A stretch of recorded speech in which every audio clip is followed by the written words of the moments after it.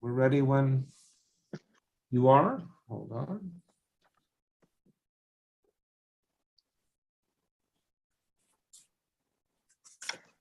The case is now being recorded.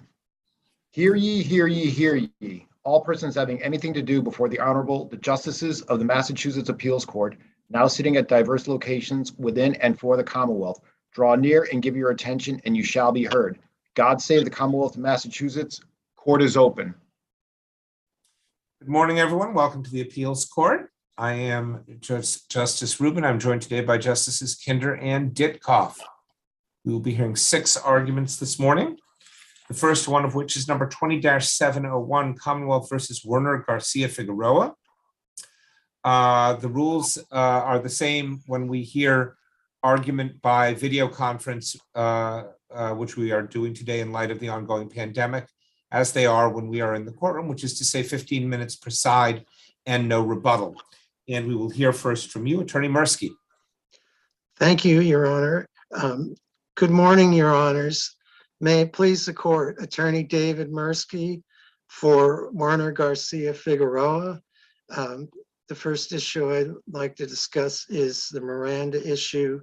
The Commonwealth did not meet its burden of proving that the defendant understood beyond a reasonable doubt that the defendant understood his Miranda rights, particularly the right to remain silent, the right to have counsel present during questioning, that there's a stipulated transcript, and there's Detective Chad Bourne's testimony at the suppression hearing in which he clarified a part of the transcript that it erroneously states that it's undecipherable and indicated that, which was uncontested, that the defendant asked, "What is this about?" and that the officers told him, "Well, we're going to talk about that." And Attorney Mirsky, can I interrupt with a question? Sure. Assuming for the moment that you persuade us that the Commonwealth failed to prove beyond a reasonable doubt that your client fully understood his Miranda right, in light of the evidence in this case, which, as you know, included a videotape of many parts of the assault, and also the evidence that your client's sweatshirt had the victim's DNA on it, how would those statements have made a difference in the trial? Well, particularly, Your Honor, at the trial, the Commonwealth witness, their main witness, Jose Antonio Sanchez, the decedent's brother, was precluded from making a identification for the record of the defendant, my client, because he was unable to make an out-of-court identification, and an in-court identification thus would have been impermissible as being unnecessarily suggestive. It would have been a suggestive ID, and such an ID, though that isn't the issue of whether to preclude it on that basis. The fact that it's suggestive shows. Mr. Mirsky, I didn't sense from my reading of the transcript that identification of your client was even an issue at the trial. Well, that the identification that came in at the trial came from the interrogation, Your Honor. That's why the Miranda warnings were more than harmless error. So I thought the victim's DNA, or one of the victim's DNA, was on your client's sweatshirt. That's the allegation, Your Honor. Was that evidence rebutted? Was that argued against? There was a fight, Your Honor. So that would confirm that the presence, but what they gained from the interrogation was the order and the nature of their investigation and placing of events and trying to gain the defendants confirming of their inculpatory accusations of him, and trying to create a timeline which is in what I would call argument in their exhibit 25, where they've attempted to use maps and very difficult to discern videos, alleging that certain photographic sequences come at certain stages on the maps. And they used the interrogation to try to create their story, which they've alleged, and which is what the Commonwealth has alleged here. What I'm talking about is that in court, that there was a fight, and there could be DNA coming from a fight, from any kind of contact. But what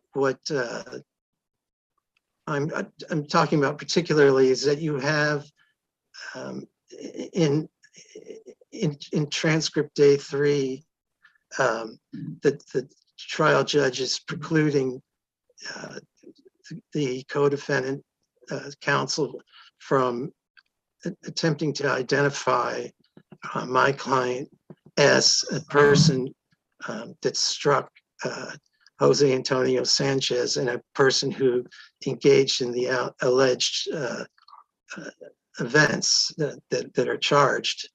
And it's an unusual case and an unusual transcript that you have no actual statements where a witness is being asked about conduct, and they're not asked by the prosecutor, and could you identify for the court, or can the court take notice of which defendant who is being pointed to? You have instead testimony that it's this guy, it's that guy. You don't have definitive statements. It's unusual, Your Honor, and it lacks probative value. It weakens the probative value of the witness, and there's a very good reason for it, because the witness couldn't make out of court identifications. But Mr. Mirsky, correct me if I'm wrong, but I thought that each defendant at trial pressed a defense admitting they participated in a fight, simply stating that neither of them intended to kill the victim. Correct? Yes, Your Honor.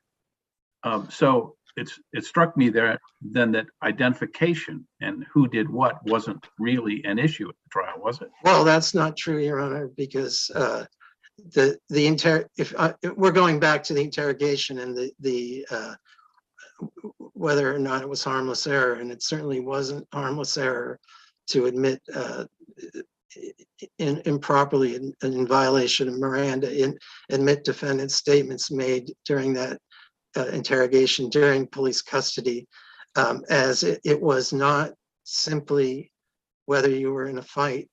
It was the sequence, the accusations, the attempt to discredit the statements, to create an air of dishonesty being cast upon my client by the police, that would definitely materially affect a jury's decision whether on intent, because what we're talking about here is whether there was just a punch which could have caused the result, or whether there was a second-degree murder. And I also, as I highlighted the issue of ineffective assistance of the trial counsel for not objecting to the jury instruction on involuntary manslaughter, and I'd like to go to that issue if I may. Yes, I'm baffled by this argument. You say that the judge mistakenly, and I'm not sure this is right, but let's take this for purposes of argument. You say the judge, in giving the involuntary manslaughter instruction, actually required a higher level of intent than it's supposed to. Yes, Your Honor. And it's not. I'm totally baffled by what. It shouldn't be baffling, Your Honor, and you can look specifically at the way I've analyzed the actual words. Okay, well, what's baffling to me is that you then say that any battery had to be found to be second-degree murder as a result of that misstatement, and I'm baffled by that. So maybe you can explain to me what you mean. You use phrases like irrebuttable presumption.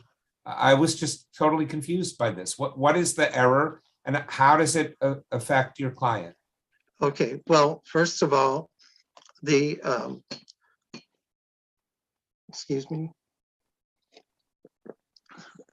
trial judge instructed that the second element of involuntary manslaughter was that the defendant intentionally committed a battery that endangered human life.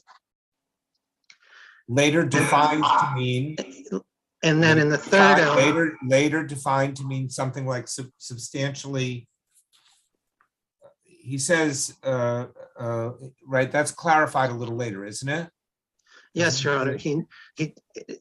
It's given as an element. Okay. That the defendant knew or should have known that the battery endangered human life, in that it created a high degree of likelihood that substantial harm would result to the victim. So you agree that second part is correct, right? That second part is involuntary manslaughter, right? There are different definitions of involuntary manslaughter, and what I'm talking about here is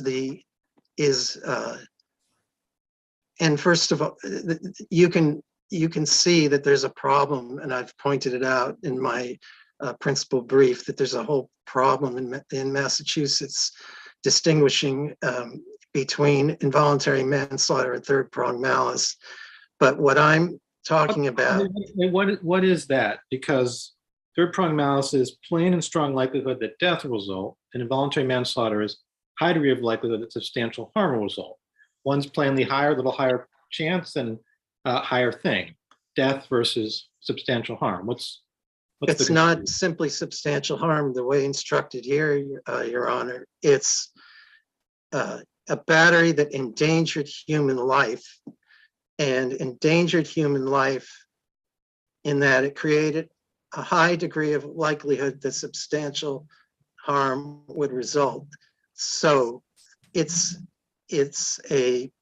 equates, and I'm saying it equates for a juror to a plain and strong likelihood that death would result.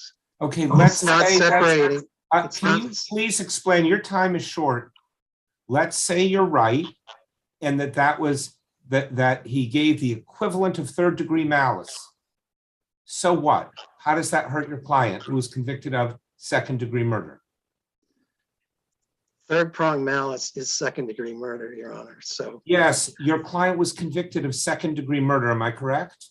Yes, Your Honor. How is he harmed by the instruction on involuntary manslaughter if we assume it was an error, which I'm willing to do? I don't understand the harm.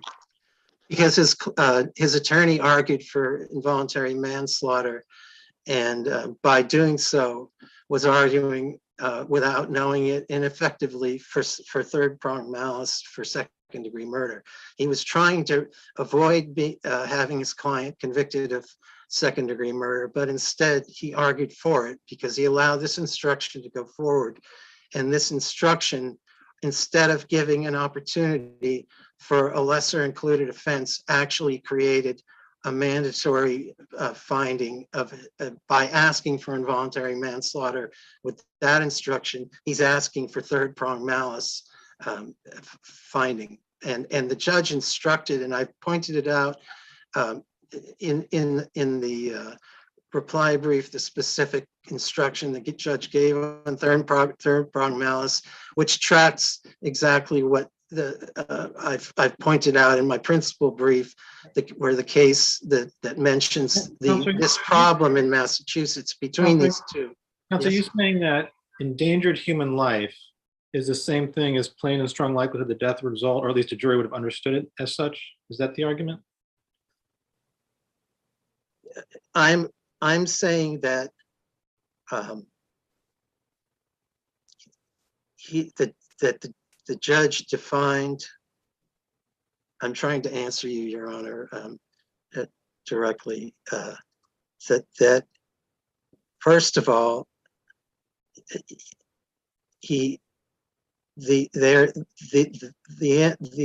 instructions have to be read together, and what I'm saying is when you combine them, a battery that endangered human life, creating a high degree of likelihood, and then where you're defining endangered human likelihood is as creating a high degree of likelihood that substantial harm would result. That is the same as saying it created a plain and strong likelihood that death would result. All right.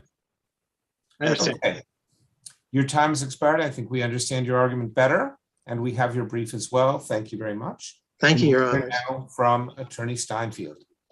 Thank you very much. May it please the court, Kenneth Steinfield from the Commonwealth.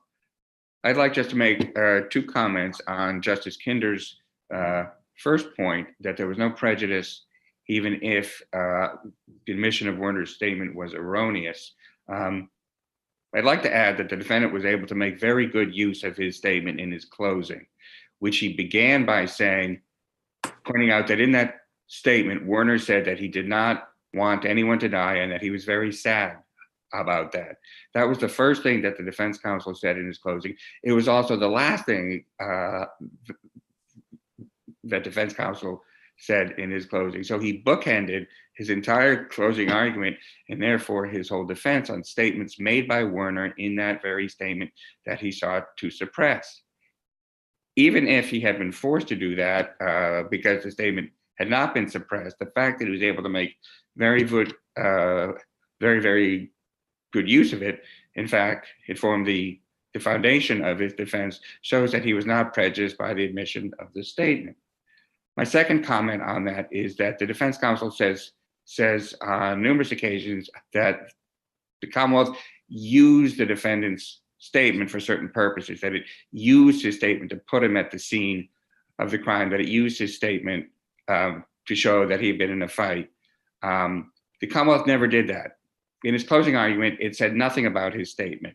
It had abundant other evidence, as has been pointing out, most prominently the DNA on his clothes that showed that he was there that night, that he was part of a fight. And so the Commonwealth never used his statement that way. How did they use the statement? Was the statement admitted? Did the jury see the whole video? Yes, the jury both saw the video of both of the statements, and also both of the transcripts were also admitted in evidence. So it's a slightly unusual case in which you have both the CD of the interview with certain redactions made and the transcript, which the parties agreed was accurate. So the jury had before them both of them at the same time so they could watch it. However, the prosecutor in his closing argument never asked the jury to look at the tape or to watch the statement. He made no reference at all in his closing to any statements made by Werner in his closing. It was not an important part of the Commonwealth's case. It did show that he had made a lot of lies and that he had said things that were just totally inconsistent with the video, but he didn't focus on that. He didn't even mention that in closing, and he certainly never used the comments in the statement to show that Werner was at the scene of the fight and that he engaged in a fight there. Obviously, the DNA showed that, so there was no use. Can I ask you a question about the tape? And I'm not sure, maybe this is subsumed within your brother's argument. Certainly. doesn't saying to the defendant, this is the important part, which of course isn't what's, the warnings are set out in Miranda, and it doesn't have a, this is the important part of it.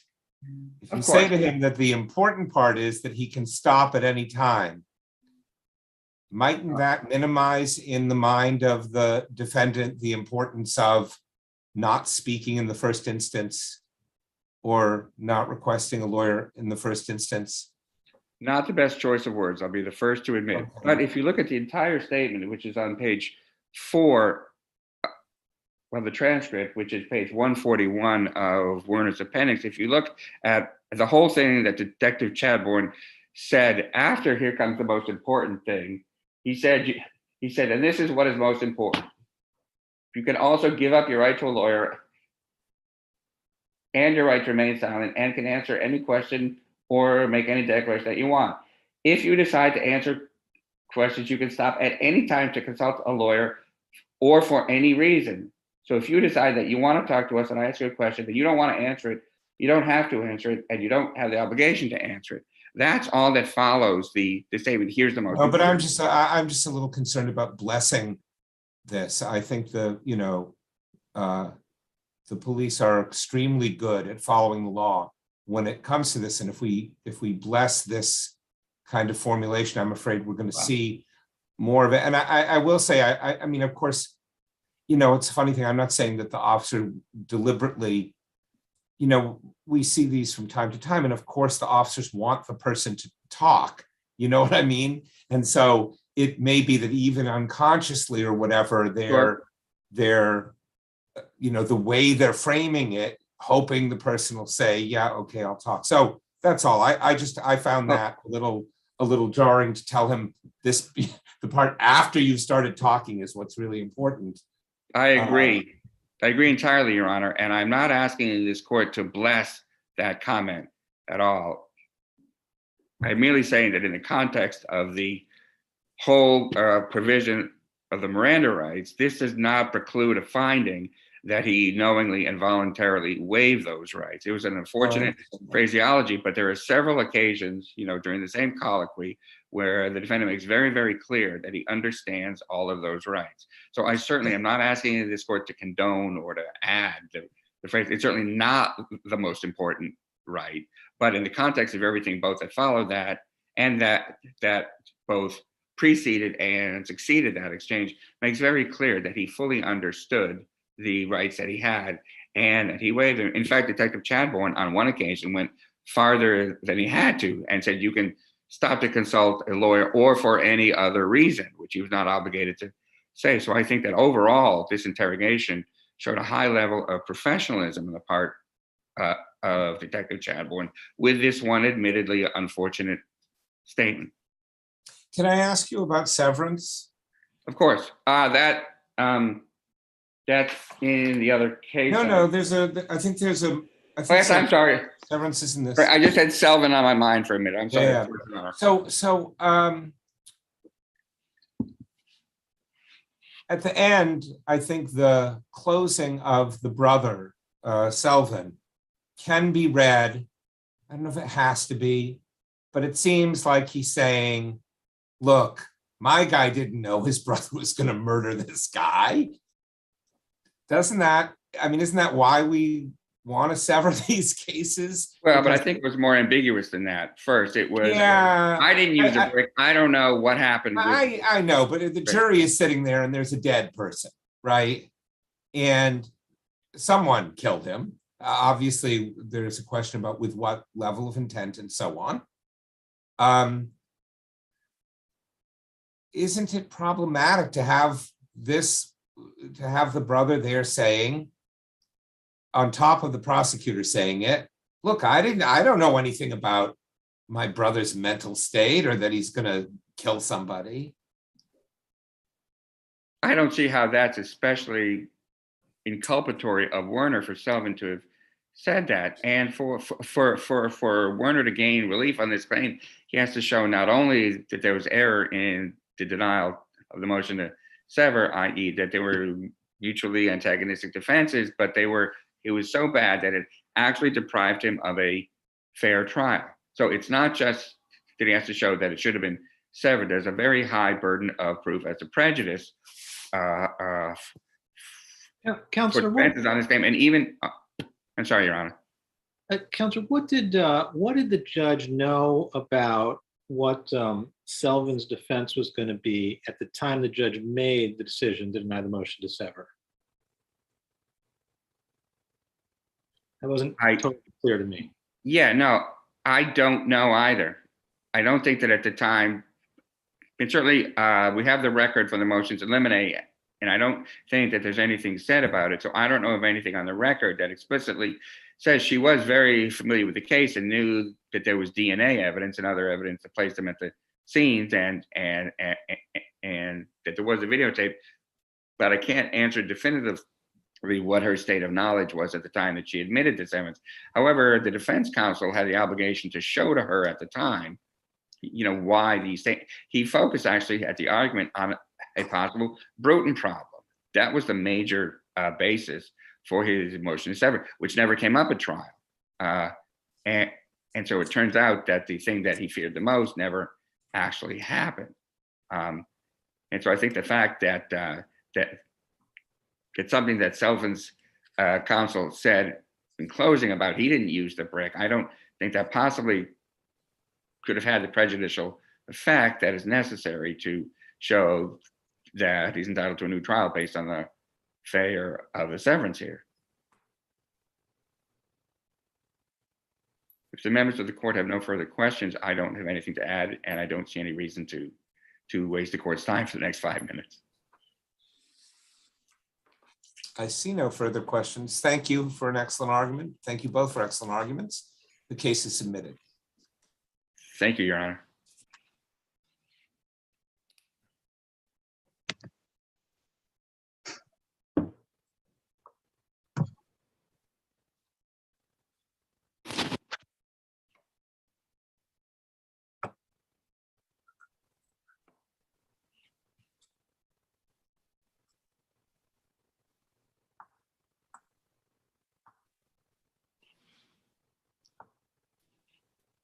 The case is now being recorded.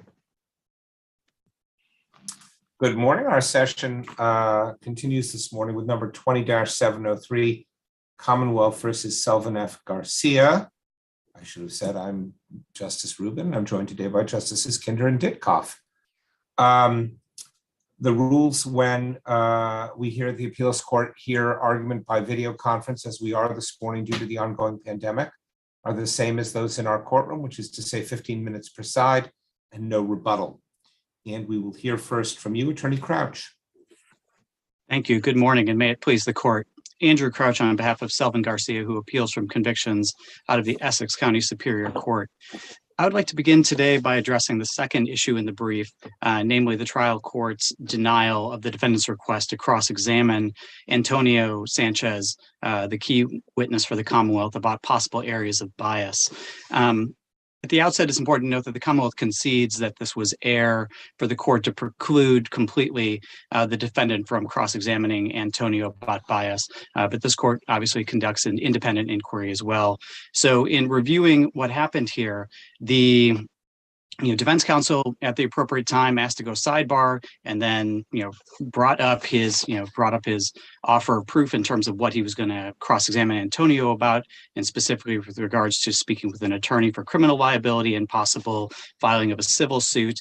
And despite making that offer of proof, the judge completely foreclosed his ability to seek to cross-examine Antonio. As we know and are well aware, the right to cross-examine is fundamental to our criminal system, and especially with regards to potential for bias. And that, the SJC has said that essentially, if on the facts, there is a possibility of bias, even a remote one. The judge has no discretion to bar all inquiry into the subject. And that unfortunately is what happened here. So I think we now move to the next part, which is to look, the Commonwealth will bear the burden of proving beyond a reasonable doubt the harmlessness of this particular error. And when we get into the individual factors, we start at looking at what is the importance of Antonio's role in this case. And obviously he being one of the victims, this case, he has a key role to play here. And I would suggest that in its brief, the Commonwealth, tries to minimize Antonio's role by saying, specifically that, this was a video case, not an eyewitness case. I think that is 180 degrees different from what the trial prosecutor's position was. In his opening, in the trial prosecutor's opening statement to the jury, the prosecutor told them, ladies and gentlemen, you're not going to get the whole picture when you see the videos. And your honors will have the videos in Exhibit 25. You can review them, and you will indeed see that it is not the entire picture. Quite literally sometimes.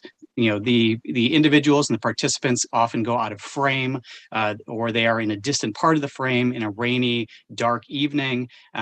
Also, this is closed, circuit TV. This is surveillance video. There is no audio. So the context. Mr. Yes. Crouch, one of the things that everyone seemed to agree to during the trial, largely on the strength of the videotape surveillance evidence, was that your client kicked the victim in the head when he was down. In light of that, assuming that you agree with that, why isn't that powerful evidence that would make less significant Antonio's testimony about what happened? Certainly, because Antonio is the one who is providing the actual context and the content for what happens here.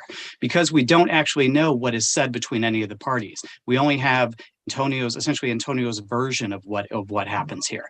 And what Antonio says is, look, and the Commonwealth uses him as, its key point, which is to demonstrate that the brothers Garcia were the aggressors in this matter, and specifically, that they were bothering Sergio at the bar, and that is why Antonio returned to protect his brother. That they were being mean and belligerent and yelling profanities at them, and essentially, trying to stalk them and locate them, and also to downplay his own role. So they're saying, at this point, that they were not the aggressors. That they wanted to go home. That he was only there to help. I'm trying to figure out how this matches up, though, with what might have come out on cross-examination.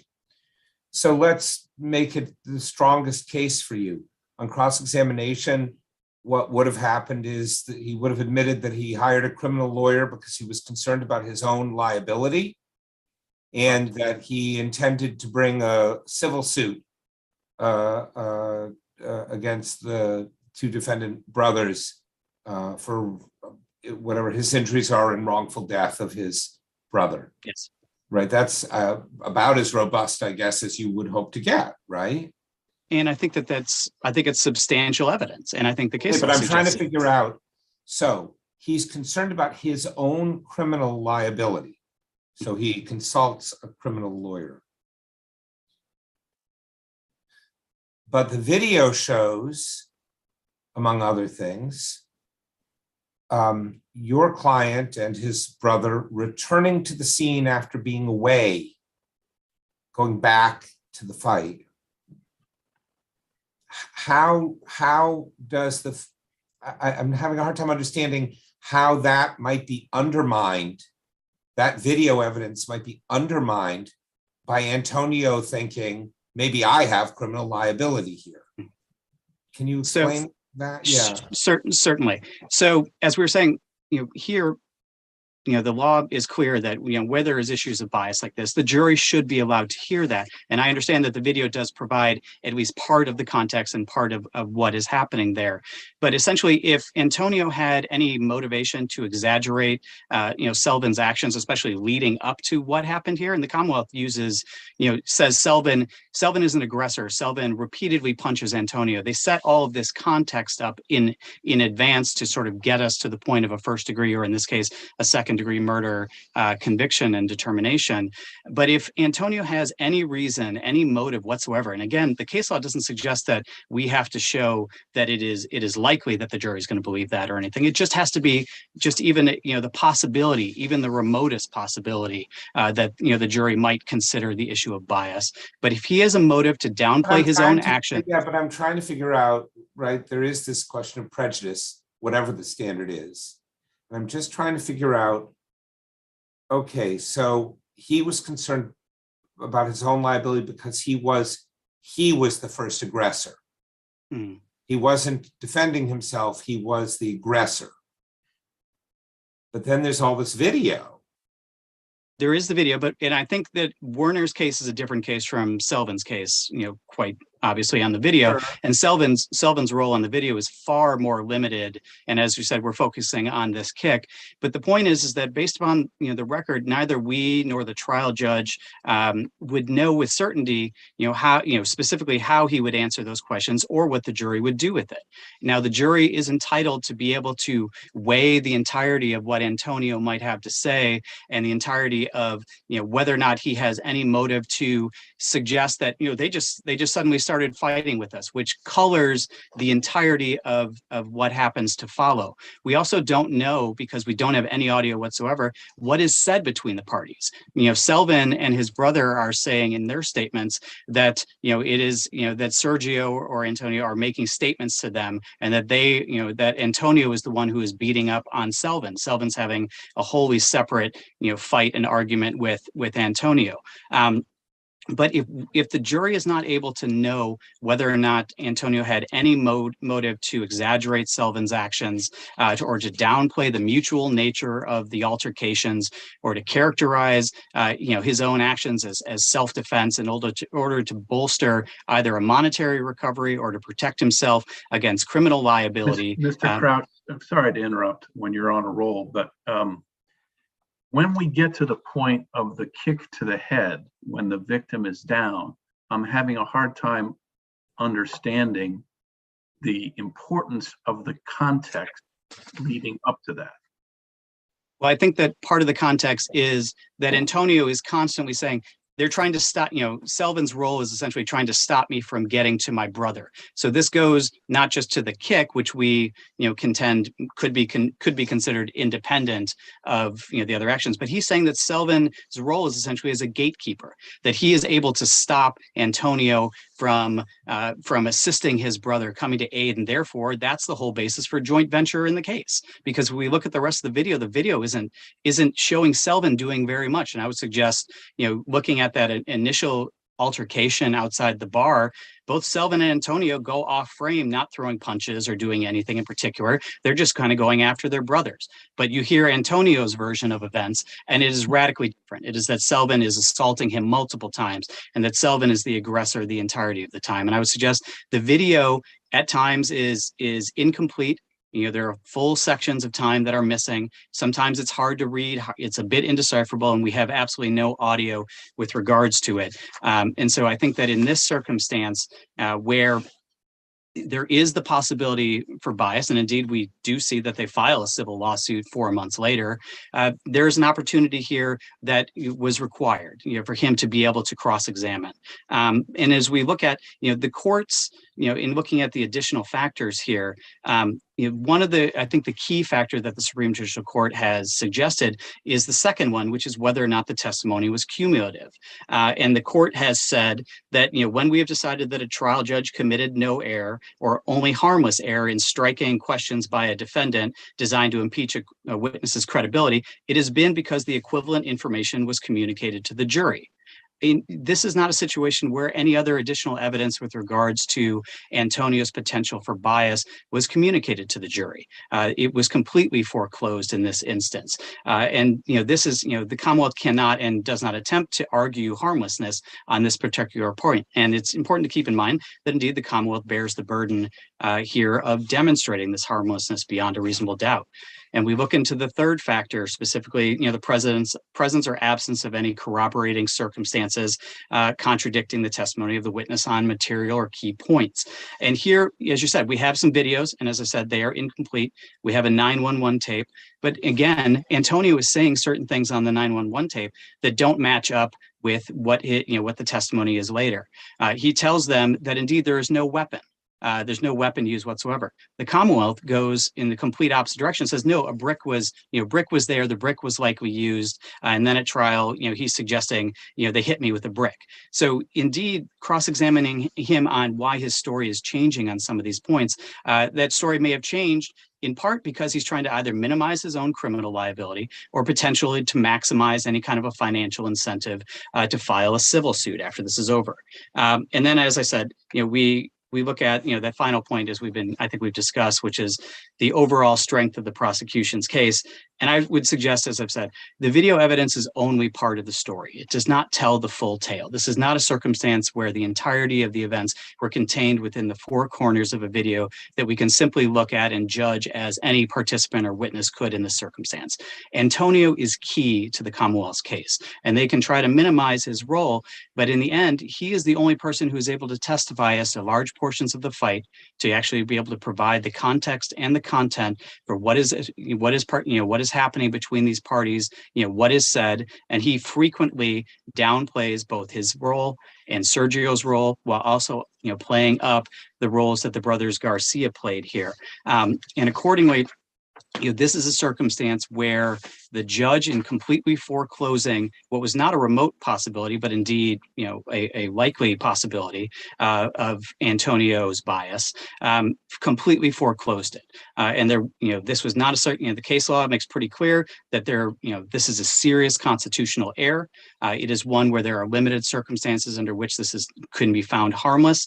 And in foreclosing, this does not allow the jury to make any kind of a discriminating appraisal of the possible biases and motivation of Antonio in terms of what he could do in this particular case. And so you didn't file a reply brief. In their brief, the Commonwealth purports to distinguish Gilliard on the ground that there was an involuntary manslaughter instruction in this case. Do you have a response to that? This is going to the... Yes, the first issue.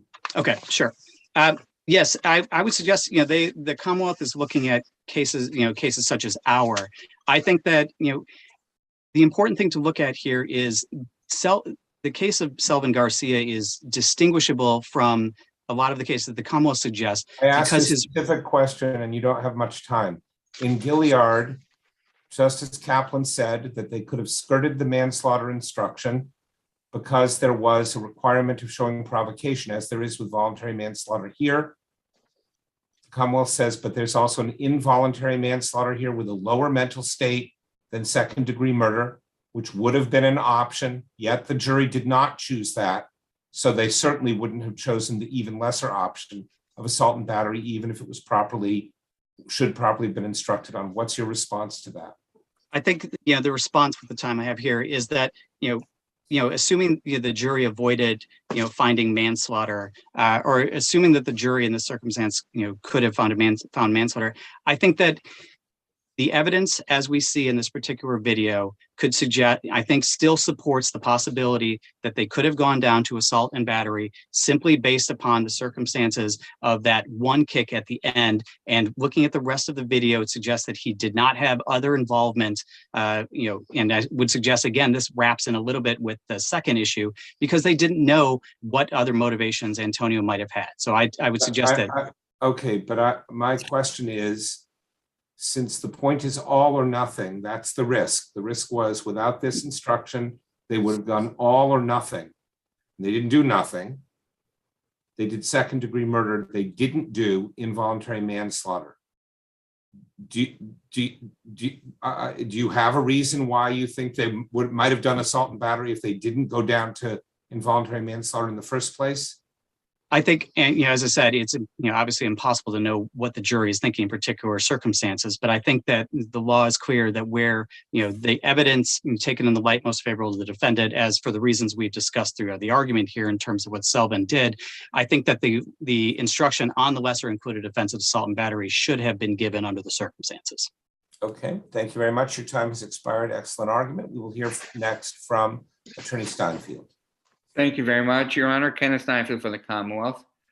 I'd like to focus the court's attention now on the volume of evidence of malice, of Selvin's malice, based solely on the videotape, independent of any of Antonio's testimony. And I think that goes a long way on both of the claims. The first claim that he should have received the lesser included instruction of assault and battery, and the claim that he was prejudiced by his inability to cross-examine Antonio on his possible bias. The video showed that Werner made the first punch. He punched Sergio while Sergio was standing in the doorway with his hands in his pockets talking to him. So Werner was the first aggressor as shown on the video. The video also showed Selvin following after them to help his brother. The video also showed that that they left the scene. Both defendants left the scene, and that 6.5 minutes later, they were waiting a few blocks away, lying in wait, and that as soon as the victims, the fatal victim and the non-fatal victim, showed up and started to walk down the street, they accosted them from across the street, ran over to the other side of the street, and then started to beat them. And of course, a lot of that beating did occur in the parking lot behind the jewelry store where there was no video, but certainly the video showed undoubtedly that the brothers, the defendants, were the aggressors during that attack. You have the 911 call in which Antonio says the police are on their way, they're on their way. And so ultimately, both defendants leave the scene, and when they leave the scene, Sergio is lying face down. That's on the video. I agree with both of my brothers that the video is hard to follow, but I would add it's hard to follow at first. If you watch it 50 times, and I have laid out in my brief very, very carefully what is on the tape at what point in time, both according to the counter on the video itself and the timestamp.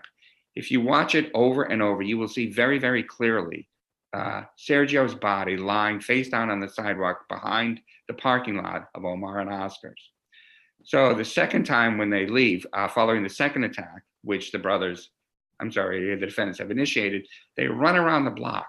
And I've asked the court to look very closely at the video of them sprinting by a Domino's on the other side of the block on their way back towards the scene where they have left Sergio lying face down. And then it shows them, showing that they are intent on going back to the scene fast because they know that the police have been called, so they don't have much time. But the best piece of evidence, actually the two best pieces of evidence of malice that come from the video are, as I say in my brief, the video of them walking up Blake Street after they've turned the corner and they're approaching, and right in front of them, the video shows Sergio on the ground face down and his brother hovering over him and trying to assist him. And Werner and Selvin pick up their pace as they're walking towards them. Both of them simultaneously put up their hoods, and Selvin taps his brother Werner on the back, as if to say, let's go get him. It's a very, very clear statement of what's going on here. And then, of course, when they get there, they go after Antonio. And then after Antonio escapes, they have an opportunity yet to leave again, and they don't. And then comes the kick. And I think the kick is huge evidence. It is irrefutable evidence. It makes it very difficult for any finder of fact, I think, to find that they had a lesser state of mind than malice when they kicked a poor, defenseless, immobile Sergio on the ground. And I've cited a bunch of cases to stand for the proposition that in circumstances where a victim who is in that position after a beating gets kicked in the head, that malice is the state of mind that indicates. Mr. Steinfeld, you, in your brief, and you've mentioned it this morning, refer to the defendants as laying in wait for the victims. And as I understood the record, they left the scene of the initial confrontation and moved in an opposite direction from the victims. And it wasn't clear to me from the record. We know they met up again, but it wasn't clear to me from the record how we could conclude that they went to a location where they were laying in the wait and in wait, that is, and how they would know which direction the victims were going. Well, as to the first point, the video showed that they went the same route. First, they went up Monroe Street or right onto Central Square and the left onto Blake. And they stayed there for 6.5 minutes. I mean, there was a long period of time there where the victims were trying to find their glasses. So they were there when they got there. And I candidly admit that we don't know how they knew which direction that they intended to travel.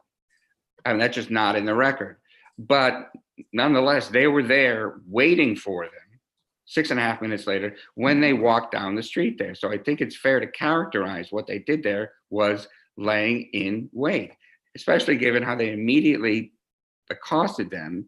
And I think that you could deduce that they were expecting them or thought that they might, at the very least, be going that way. They had said that the place to get a taxi was on South Union Street, and that where they walked was in the direction of where South Union Street was. So perhaps, and this is, more speculative than I might like, they might have thought that perhaps that they'll walk this way in order to get a taxi.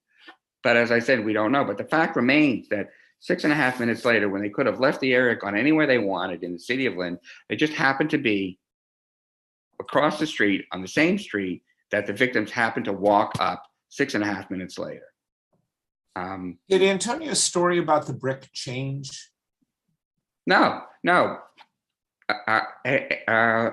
When he was on the phone with 911, he did not see a brick, and there's no evidence that a brick had been used at that time.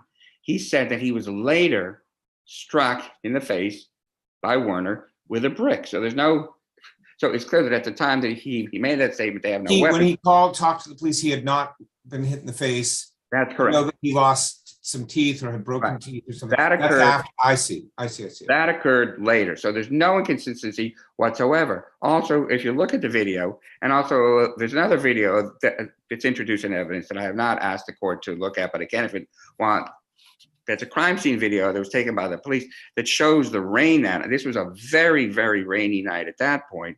And so from where Antonio was in the sidewalk, not a well-lit, in the street, down Blake Street, it is certainly plausible, if not likely, that if Sergio had a brick in his hand at the time he was assaulting Sergio, Antonio would not have seen it. So no, Judge, there's no inconsistency whatsoever in Antonio's testimony about the brick.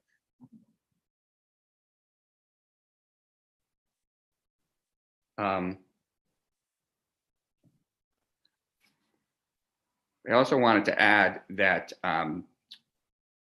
if Antonio had intended to gild his testimony so as to assist a civil suit, he could have done a lot more, and he presumably would have done a lot more. He said, frankly, that he didn't see a lot of what happened with Werner and Sergio in the lot because he was dealing with Antonio.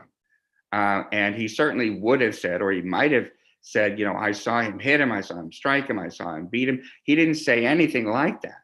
And there's nothing in the defendant's brief that shows any major inconsistencies in his story from before, from his statements to police earlier and his testimony at trial, showing that he might be exaggerating his testimony. But I think the fact that his testimony was, I don't know, on a lot of points, and he didn't see, shows that he was in fact being candid and that he was not under the influence of the lure of money in a civil suit when he gave his testimony. That's all I have to say about that issue, and I am happy to rest on my brief on the first one, unless the members of the panel have any further questions. Again, I see none. Thank you very much both for excellent arguments. The case.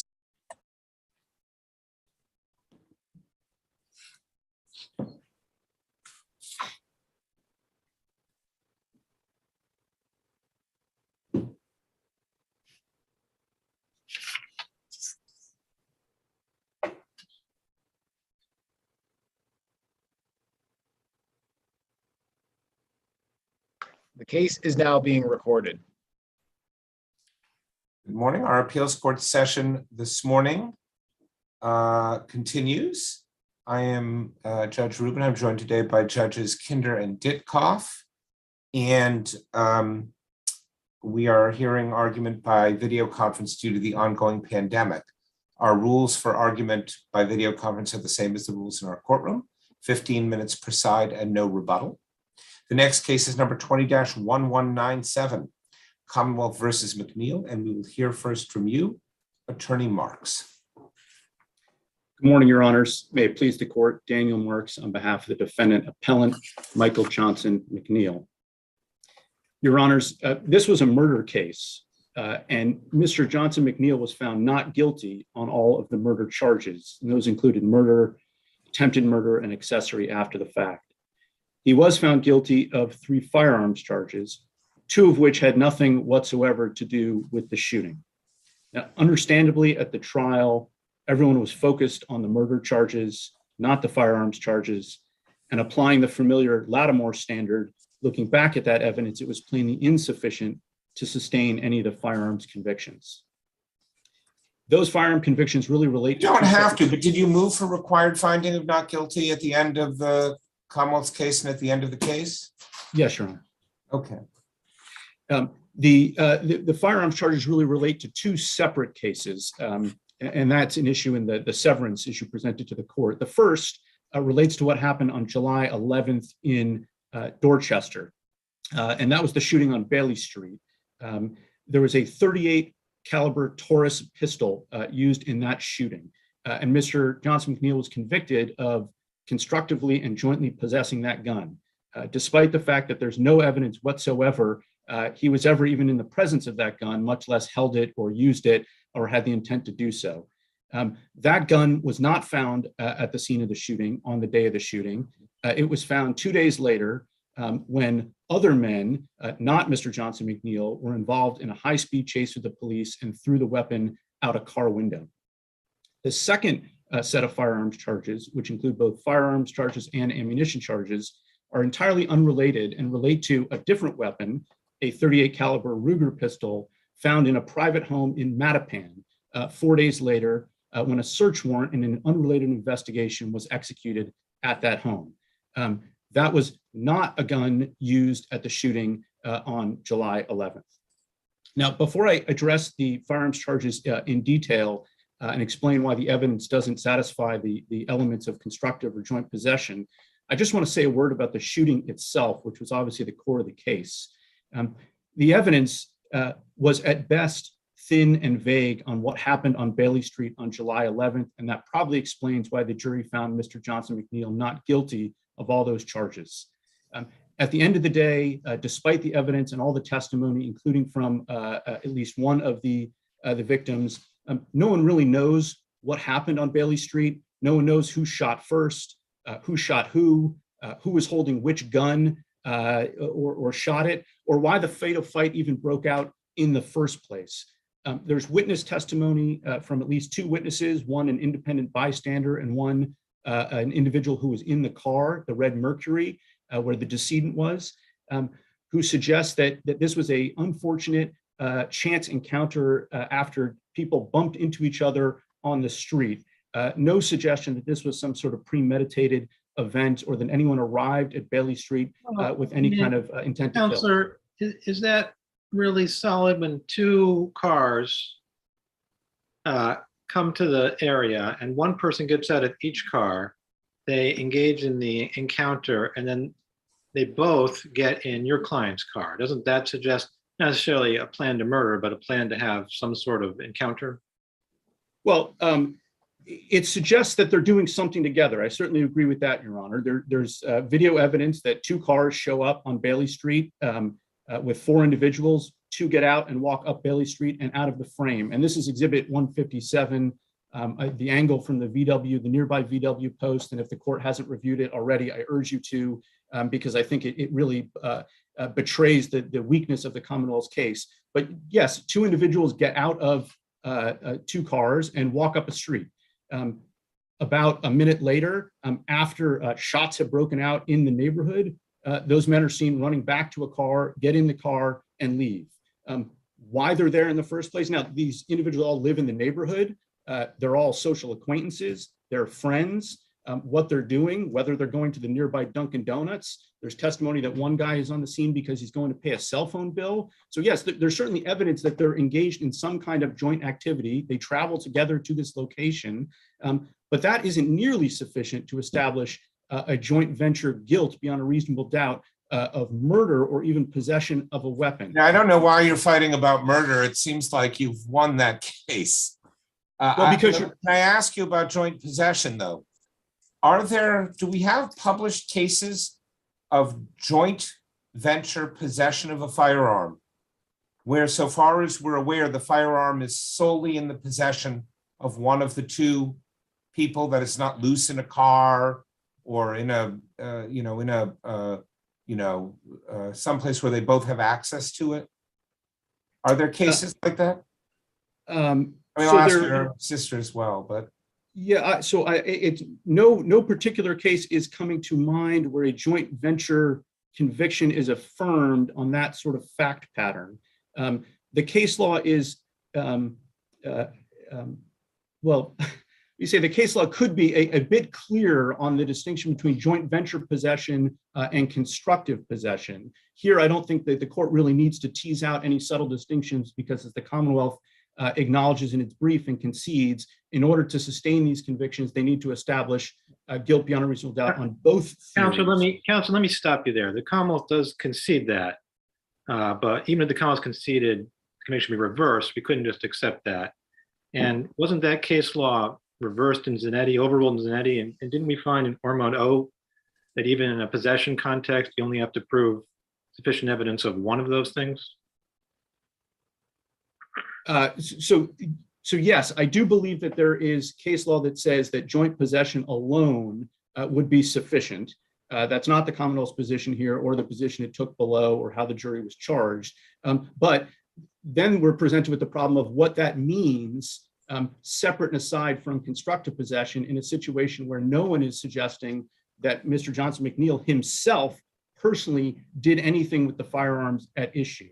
The entire Mr. argument Marks, is based on just following up on Justice Rubin's point, the Commonwealth cites the Mendez case, which, as I understand it, stands for the proposition that there can be joint venture liability for an individual who does not have actual possession when that individual, at least in that case, was acting as a lookout.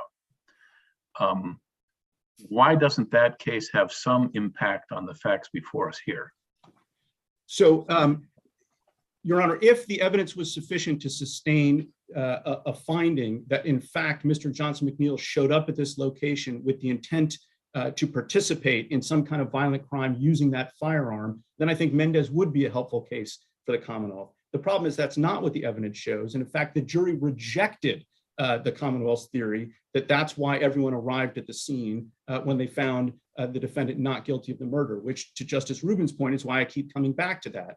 It's impossible for the Commonwealth to establish any kind of concerted action sufficient to establish joint venture, separate and apart from its theory, rejected by the jury, that these individuals showed up at Bailey Street in order to shoot someone with the gun. And the evidence simply didn't establish that.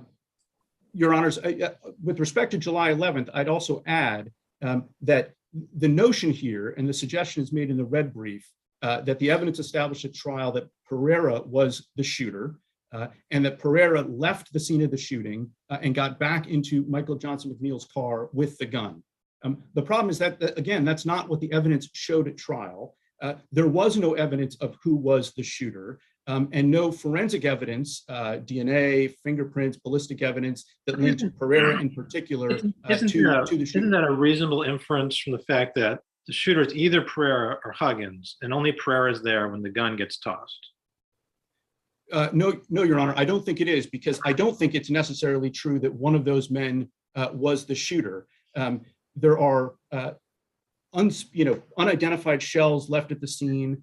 There are multiple witness statements that the shooter was someone in a black shirt. I think one thing that we can all agree on is Exhibit 157 makes very clear, beyond dispute, that the two individuals who got out of the blue and black BMWs on Bailey Street were both very clearly in white T-shirts. They simply don't match the description of the independent bystanders who saw a shooter in a black shirt. So it's very unclear. And as far as Michael Johnson McNeil knows, because again, we come back to whether or not he knew there was a firearm, whether he had the ability to control that firearm, and whether or not he had the intent to do so. And even I don't even think the Commonwealth gets out of the gate, Your Honors, because there's no proof that he knows Pereira is the one with the gun around the corner on Bailey Street, much less he knows that when Pereira comes back and gets in his car, he possesses a gun. The Commonwealth points to things like, well, they leave the scene. Well, of course they leave the scene. There's been a shooting. That doesn't prove that he knows Pereira gets into his car with a gun. They point to the fact that people are talking on the phone. Again, completely innocent behavior, no indication. There's no evidence as to what anyone may have said on the phone or whether anyone discussed a gun or getting rid of a gun. So I think it's at best maybe a reasonable inference that Mr. Johnson McNeil knew there was a gun. Maybe he knew that one of the guys who got back into his car had a gun, but then the Commonwealth needs to go much further. And this court has not hesitated to reverse convictions when the Commonwealth can't sustain the other elements of constructive possession that had the ability and intent to control that weapon. And there's simply, the record is just completely silent as to those elements. And even in the red brief, the Commonwealth simply asserts if Pereira got back in the car with the gun, ipso facto, that establishes that Mr. McNeil had the ability and intent to control it. But the case law is clear that much more than mere presence is necessary, even within a vehicle, in order to establish ability and intent to control. Your Honors, if I may, I just want to shift for a minute to what happened on July 15th. Again, this is there's some effort in the brief. Counsel, before you get into your groove, I've got a factual question that's troubling me, which is that your friend says that the defendant on his interrogation admits to living at that place where the Ruger's found. Is that correct? I have not watched that DVD. So you're talking now about the 15 Violet Street address in connection to the July 15th gun? Yeah. Yes. He admits that from time to time he lives at that address. His mother also lives in the neighborhood. He also lives with his mother. But yes, we don't dispute that from time to time it's his grandfather's house. He has access to the house, and he occasionally stays there. And in fact, the car. Well, there's testimony from an officer, I thought, allegedly from personal knowledge, that around this time that's primarily where he stayed. I think that's right, Your Honor. That is true. All right. So have we ever held that having a gun and ammunition in your own bedroom where your ID is found isn't sufficient to show possession? Is there a case like that? Yes, Your Honor. There are cases like that, and the reason why is because although let's assume for the purpose of this discussion that's his residence. Let's say it's his only residence. Let's say it's his bedroom. Yeah. Okay. Well, it's not clear that this room is his bedroom. That's what the Commonwealth calls it. He says he lives at this house. It's not clear whether he lives in this room, other people live in this room, who has access to this room. Let's say the jury could find that it's his bedroom. I'm not sure they could, but let's say they could. Now, right. So, okay. Let's keep going. So then we go on to the further question of whether or not it was reasonable for him to know of the contents of everything in his bedroom. Now, we have to step back from the fact it's out in the open on a futon. Well, yeah, absolutely, Your Honor. But we remember the context for what happens here. The testimony is what happens is that Pereira and Johnson McNeil are observed going into the home. They spend about 20 minutes inside, and then they come out. After that, a search warrant is executed, and a gun is found partially concealed in a futon in what, let's call it Johnson McNeil's bedroom for now. The problem is there's no evidence about what happens in the house. No one sees the two men in the house. There never is. I respectfully, Your Honor, I disagree. There could be all sorts of evidence about witness testimony about who's seen in the house, whether two guys go into a room together. Pereira could have testified. We don't know that the gun was even brought in right then, right? Absolutely right, Your Honor. We don't know that, which is the problem, is we don't know, and the record does not. But I'm trying to figure out, guns are found in houses all the time. Someone possesses them. Yes. Right? Right. What's enough to show the gun we found in your house? We're charging you possession of a gun. Right. I mean, you can always say, no, the cleaning person left it there or whatever. I don't know that there's a case that deals with it in the context of a home, but there's certainly cases that deal with it in the context of a car, where the SJC has rejected the notion that ownership and even operation of a vehicle does not establish legal possession of a firearm in that car. This is someone's bed. That's why I'm asking. Right. So here, given the facts, I think it's certainly plausible. I think it's equally plausible the inference that the two men go inside.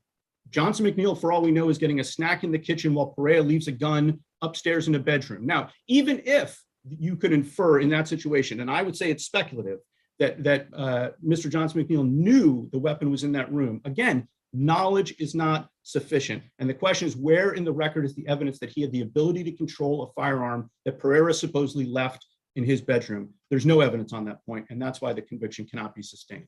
I see my time's all right, expired. we have your brief is excellent. We have your other arguments there. I don't see any other questions, and your time has expired. So we will hear now from Attorney DeLatour. Thank you, Your Honors. Good morning, Your Honors. May it please the court, Monica DeLatour on behalf of the Commonwealth. I would also like to acknowledge the victims in this case and their families. The Commonwealth is respectfully requesting this court to affirm the defendant's convictions. And here, in the light most favorable to the Commonwealth, there is sufficient evidence to find the defendant guilty of the firearm possession on July 11th, 2015. Let's talk about that one first. Because there's several issues here. Has any court in the Commonwealth, an appellate court, ever held that having someone in your car in possession of a gun puts you in possession of that gun? Purely alone by presence of the car, I would say no. There has to be some other indication. But in any circumstance, because this is not a case like the many cases we see where a gun is found in a car. It's in the middle compartment. It's in a hide somewhere. It's in the back seat. It's under the passenger seat. It's right. And then we try to figure out who can be said to have possessed the gun. He's the driver of a car.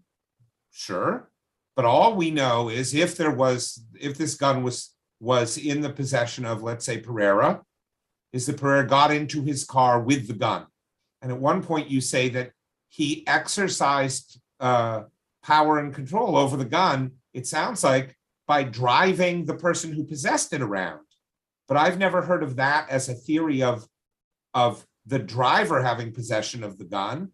I would have thought we'd say, well, the passenger possessed the gun and the driver drove the passenger around.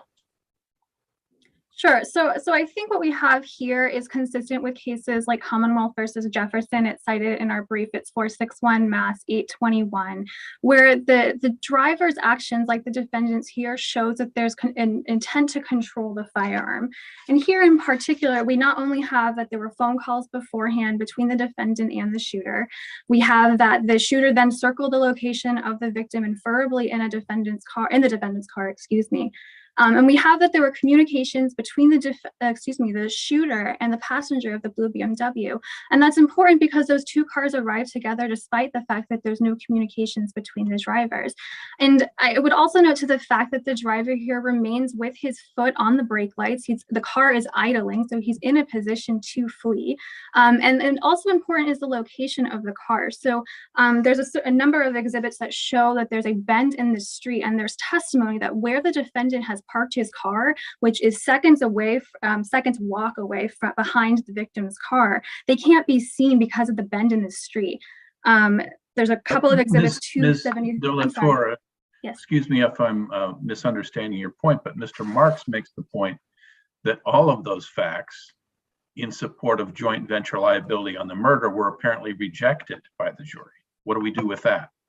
Sure. I mean, I would note that the acquittals here don't play a part in the sufficiency analysis. We're looking at the analysis of the evidence before the time that the jury deliberated. And here, all that evidence in the light most favorable to the Commonwealth show that this was a plan to be a fast and deadly ambush by shooting. That, again, that the defendant remains in a position that he could be able to flee. I would also note that if you do look at Exhibit 157, the blue BMW who is in front of the defendant's car actually drives away, and the defendant moves up in his position. So he's actually taking a closer position to the victim's car, again, enabling for a quick and fast. I don't know. I'm looking at Jefferson, and Jefferson, it's a gun thrown from a vehicle, right? And it's they think it's thrown by the passenger, maybe because of where it lands or which window is open or something. Correct. But so for everything that appears here, the gun was on the person of someone other than the driver. And I've just never heard of that as a theory of that the driver possesses it. It seems like the passenger possesses it. And are you saying that anytime someone gets in a car with an item and you know they have that item, you now possess it? Is that the Commonwealth's theory of this case? I don't think we could go as far to say that. I think that would get into contradiction to cases like Romero, which I believe my brother cites in his brief, where beforehand the defendant knew that somebody was going to have a gun and the person was in the car and they merely just drive them somewhere. Again, it's the actions of the defendant here that put him in this position that show that this was intended to be a shooting. I believe Romero actually. But I don't understand. Intended. I'm just confused now. Maybe I'm making this mistake you say we're making of looking at the fact that he was acquitted of the murder, but he's someone shoots someone and then gets in his car. And you're saying because we know that they made plans in advance, he must have, I guess I'm not sure what. No, so let's say he knew that the person had a gun, both when I don't know if Pereira was in his car when they got there. I don't remember whether they switch or how it works. But so he knows this person has a gun because they're going to have a confrontation someplace with a gun. But it's not his gun. He knows this other person has it. Is that the theory? That because he desires the confrontation, he has the ability to control the gun? Does he have the ability to control the gun? I mean, if he tried to take the gun from Pereira, I don't know what would have happened, but possibly Pereira would have said, keep your hands off my gun, right? I mean, I don't know. I do think that this is partly that there are two different, to be clear, there are two different theories here. The joint venture being that the defendant had the intent for the crime to succeed, which I would suggest is clear from those facts beforehand, also about the fact that the defendant— Wait, the crime of possession of a gun. Correct. Well, every time I let a guy into my car, which I never do, who's possessing a gun, do I have that intent? I want the crime to succeed. I haven't done anything to stop it. Listen, do you mind? I'm going to get in your car. I've got a gun on me. Is that okay with you?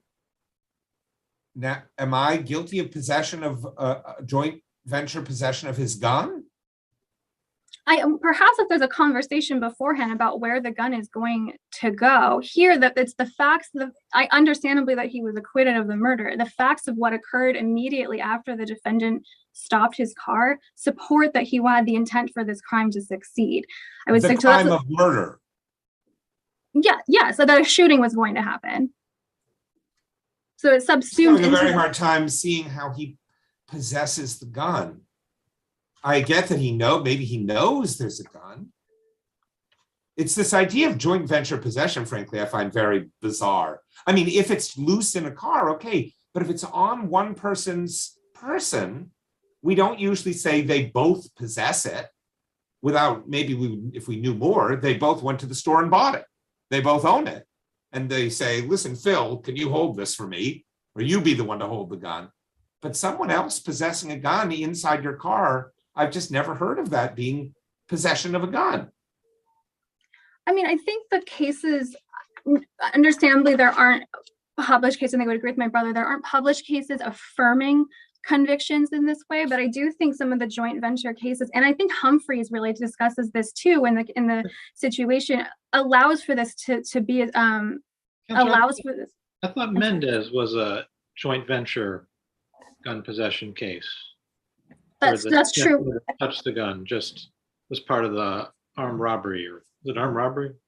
I believe it was a, yeah, sorry, excuse me, it was an armed Wait, robbery. aren't they trading guns for drugs or something there? And weren't There there is- 3 guns purchased and 3 defendants? And so the theory maybe was that there was 1 gun for each of them or something? I mean, it's not like this, like a shooter gets into my car and now I'm charged with possessing his gun. I would agree that in Mendez, that there was an agreement, there was some evidence of the purchase of the weapons beforehand. But I suggest that what we have here, again, with the planning, the communications that we have between the defendant and the shooter, that it's akin to what occurred in this case. That because of the fact that he has parked in this location, the defendant immediately gets out of the car, he stays, remains at the scene, moves up closer to the victim's car in order for the shooter to get back into the car. That is akin to the situation that we have here. I would, like I said, I would agree that there isn't a published case, most of the case in terms of affirming most of the cases. What is the evidence of, oh, your point is, I guess, so do you have to prove that he intended to exercise control over the gun? Or you just have to prove that he assisted someone else? What do you prove? Right, I mean, I get it. If you say to me, look, Pereira exercised control over the gun, but this was someone who shared, I guess, Pereira's intent to possess control over the gun. But I'm not saying this guy could do anything with the gun. Pereira had complete control of the gun at all times. Is that enough, or do you have to show constructive possession? I don't think you have to show constructive possession, no. I thought it was your position that they were the same in this case. I think the facts that point to joint possession, or excuse me, to joint venture in this case, also support the position of joint possession. I think that's partly where there may be some sort of melding I have of a hard time getting to constructive possession. It should be clear. I don't quite get that. But I guess if you have someone with you who possesses a gun, I'm thinking about Zanetti now, which of course I can't say that any of us can make heads or tails of exactly, but there it is. Okay, so under Zanetti, now I have in my car a possessor of a gun, and I love that he possesses the gun, and I hope he'll do something with the gun, so I share his intent to possess the gun. Is that all I have to show? That he, the third party, has control? Or do I have to show that I have the ability to exercise control? I would say under a joint venture theory that you do not have to show that the defendant in this case, or the individual, has to have control over the gun. Over on a joint possession theory, that you would have to show that there would be intent to control a gun. So I think that— Do I have to show, I hate this, but do I have to show that the defendant knew that the actual person possessing the gun didn't have a firearm ID card? That's not necessary under Humphreys unless the defendant raises the defense. How can it not be necessary for me to have the requisite intent? Doesn't my intent have to include unlawful possession? I mean, if I'm lucky enough to have a friend who has a license and a gun, right? No, I see your Honor's point. I think Humphreys discusses this. I think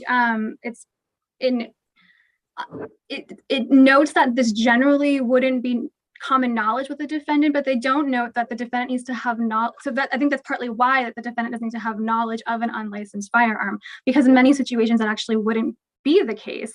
And in balancing that between the fact that the defendant— Well, how can it be that I'm putting someone in jail? All right, a guy gets in my car, I carry a lot of cash. And so I want to bring with me someone who can protect it. And my friend Phil says, I got a gun. And you're driving through bad areas, and I know you have all the cash. Why don't I come in the car with you? And I say, that's great. That'd be very helpful. Surely it matters whether I know that he's licensed or unlicensed.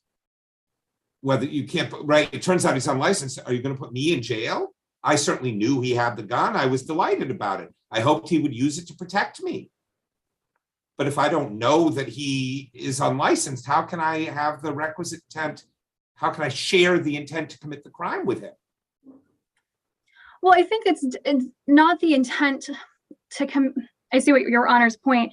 I think it's not that there needs to be knowledge of the gun to be unlicensed, that there's knowledge of the possession of the gun. And that's the reason that the defendant would need to bring the potential of a defense of a license in order to shift the burden to the Commonwealth to show that indeed the defendant was not, I'm sorry, excuse me, not the defendant, but the third party was not licensed. Well, I don't know how it is if it's the actual possessor, but it seems very odd to me that we would require someone who thought someone was helping them out with a gun. Let's say I hire Brinks to come and protect my ATM machine. It turns out the guy is unlicensed. Surely we're not going to say, I have to raise as a defense. Was he? And even then, you'd be able to prove he was unlicensed. But my intent, I don't know. You have very little time, and I've spent a lot of your time on this. Can I ask you this? If we disagree with you that the July 15th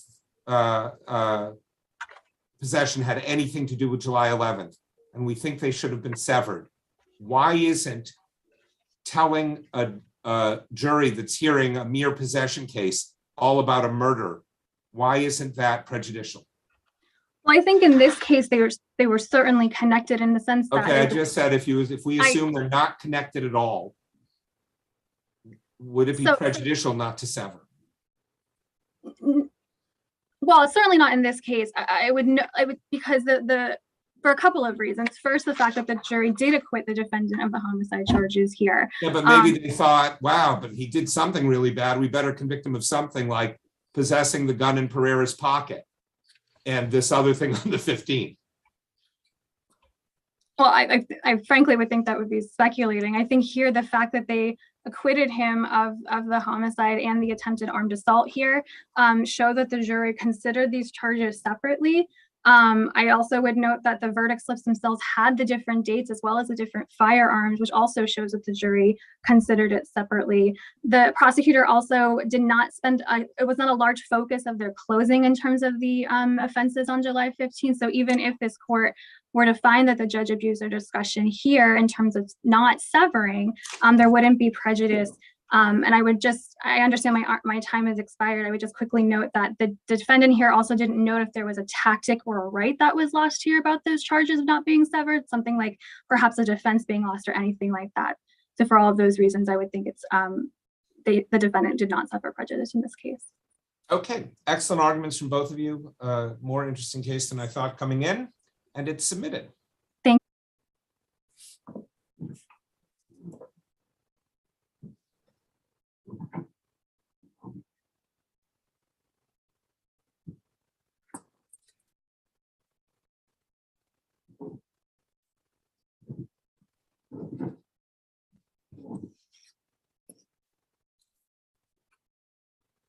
The case is now being recorded.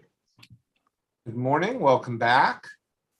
I am Justice Rubin. I'm joined today by Justices Kinder and Ditkoff. This sitting of the— Good morning, welcome back. One of you has your audio on. Kinder and Ditkoff. YouTube. If you could close that window, that would be helpful to us. I think that problem may be solved. The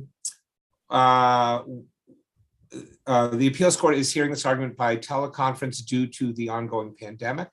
The rules for argument are the same as they are when we are in person, which is 15 minutes per side and no rebuttal. The next case we will hear is number 21-486, Credit Suisse Securities USA LLC versus Jonathan J. Galley and others. And we will hear first from Attorney Bucking. Thank you, Your Honor. Good morning. May it please the court. James Bucking, Foley Hoag for Credit Suisse. I want to begin by saying I don't know that I've ever had a case in 3 decades of practicing law where I could say that the case turns on the standard of review section of our brief, but in fact, this case does. And the key case in the standard of review section is the local 589 versus MBTA case from the SJC back in 1984. And the fundamental issue in this case is whether the arbitration panel did it or did not have the authority to award attorney's fees to the claimants in that case. And in cases where it turns on whether the arbitrators had the authority, there is no deference that's accorded to the panel. And most of the briefing in this case, back and forth between the parties, was over the standard of review, with the appellees asserting that the standard of review is the same as it is for every other case. Therefore, there's great deference, and we should tie ourselves into knots trying to figure out a way that we might salvage what the panel did, whereas we have asserted that in these kinds of cases, you do not accord deference to the panel, and instead, essentially, the burden shifts to the other side to establish this. There are 3 arbitration agreements involved, is that right? I'm sorry, Your Honor? There are 3 arbitration agreements involved. I think there's one for each of the claimants, Your Honor. Where are they? Where in the record would I find them? I don't have a particular site to the record on. Are they in the record? Do we have them? I'm not sure, Your Honor. What did their choice of law provisions say? The choice of law provision says. And where would I turn to it to see it? Your Honor, the parties, both parties, I think, agree on this point in their briefs, that the choice of law on the contract claim provides for New York law. There's no contract claim, it's an arbitration agreement. Well, there were underlying contract claims at issue in the arbitration. Okay, but I'm trying to figure out the scope of what you've agreed to. And I looked, I think, in vain in the record to see what the scope of the arbitration agreement is, because I don't think I have it. Unless it's just some manual, there's a manual, but I don't know. Are the FINRA rules applicable? How would I know that?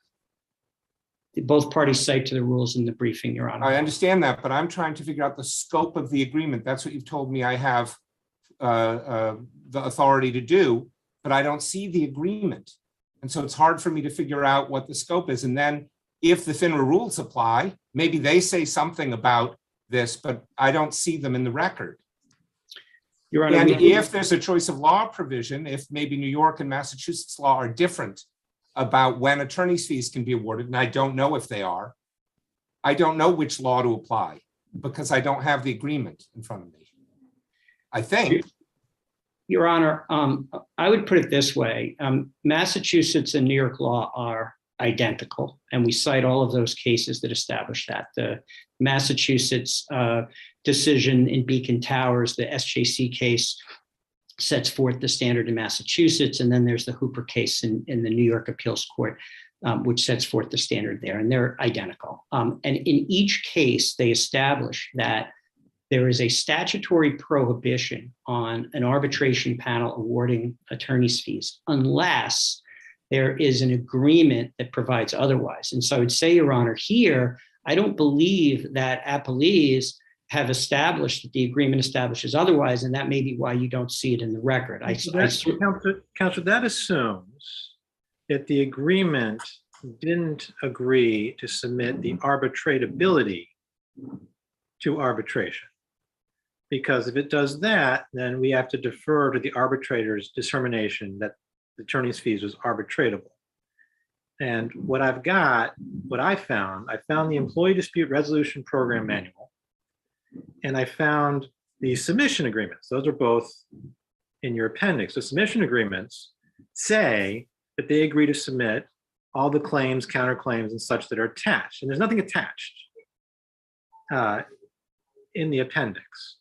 So is there anywhere in this record, is there something else that's part of the arbitration agreement? And how will I know what was submitted with those submission agreements?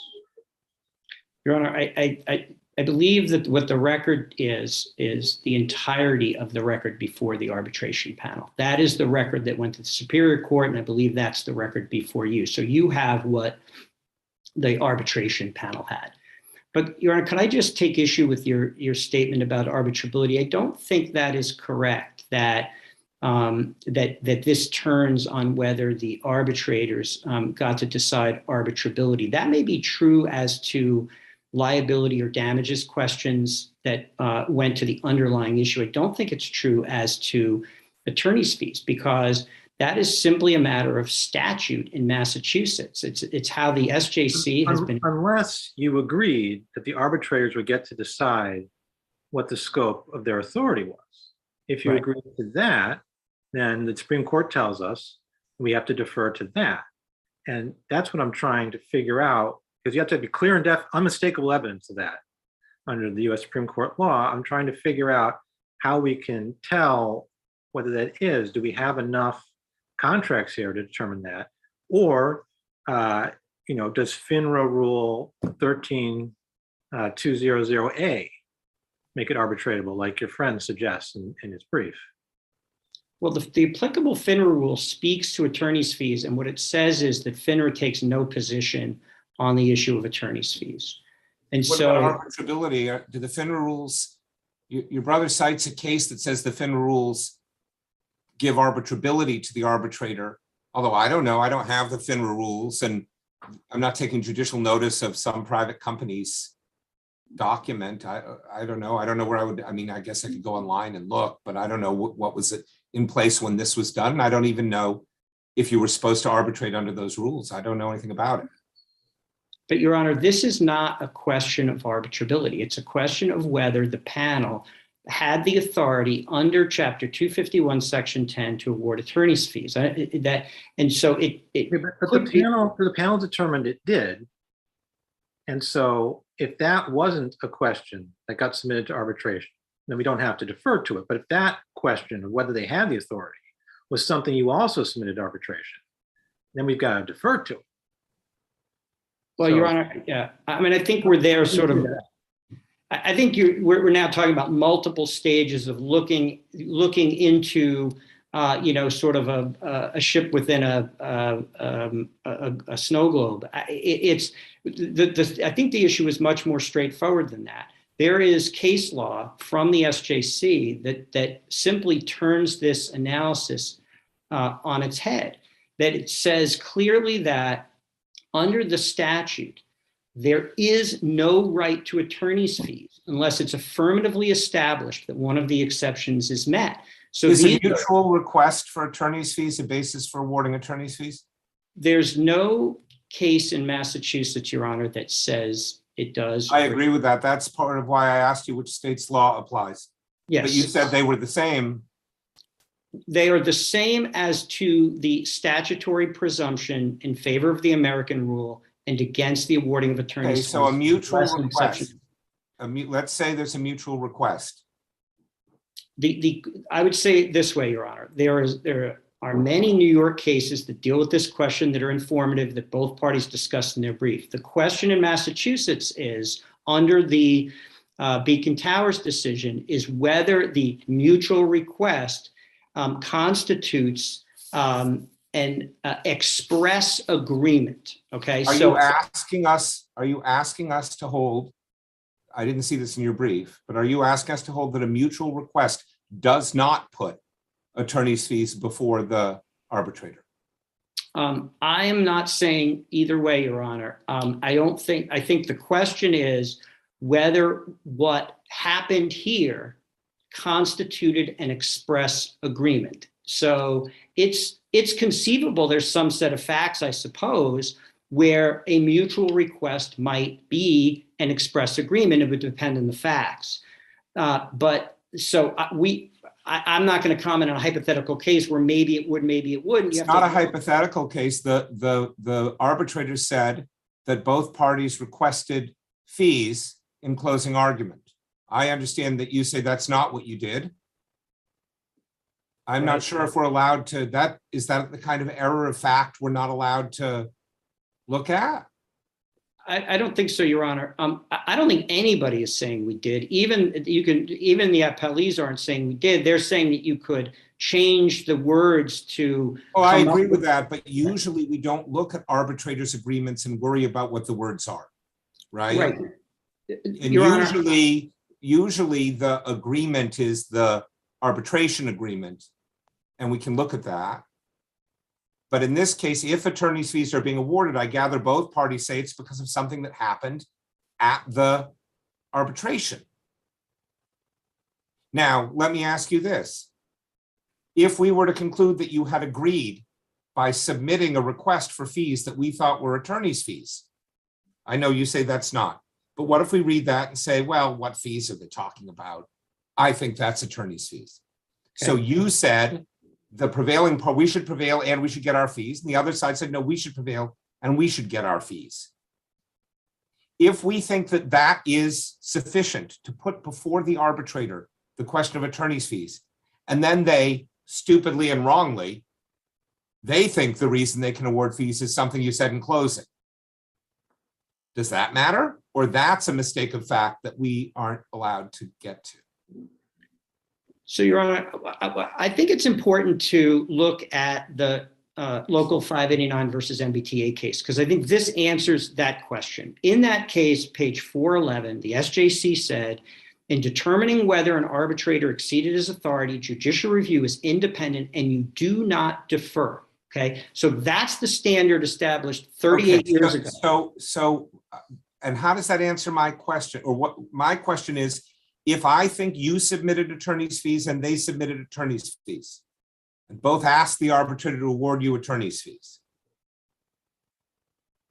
then we're done, and you did, assuming in Massachusetts, the law permits that.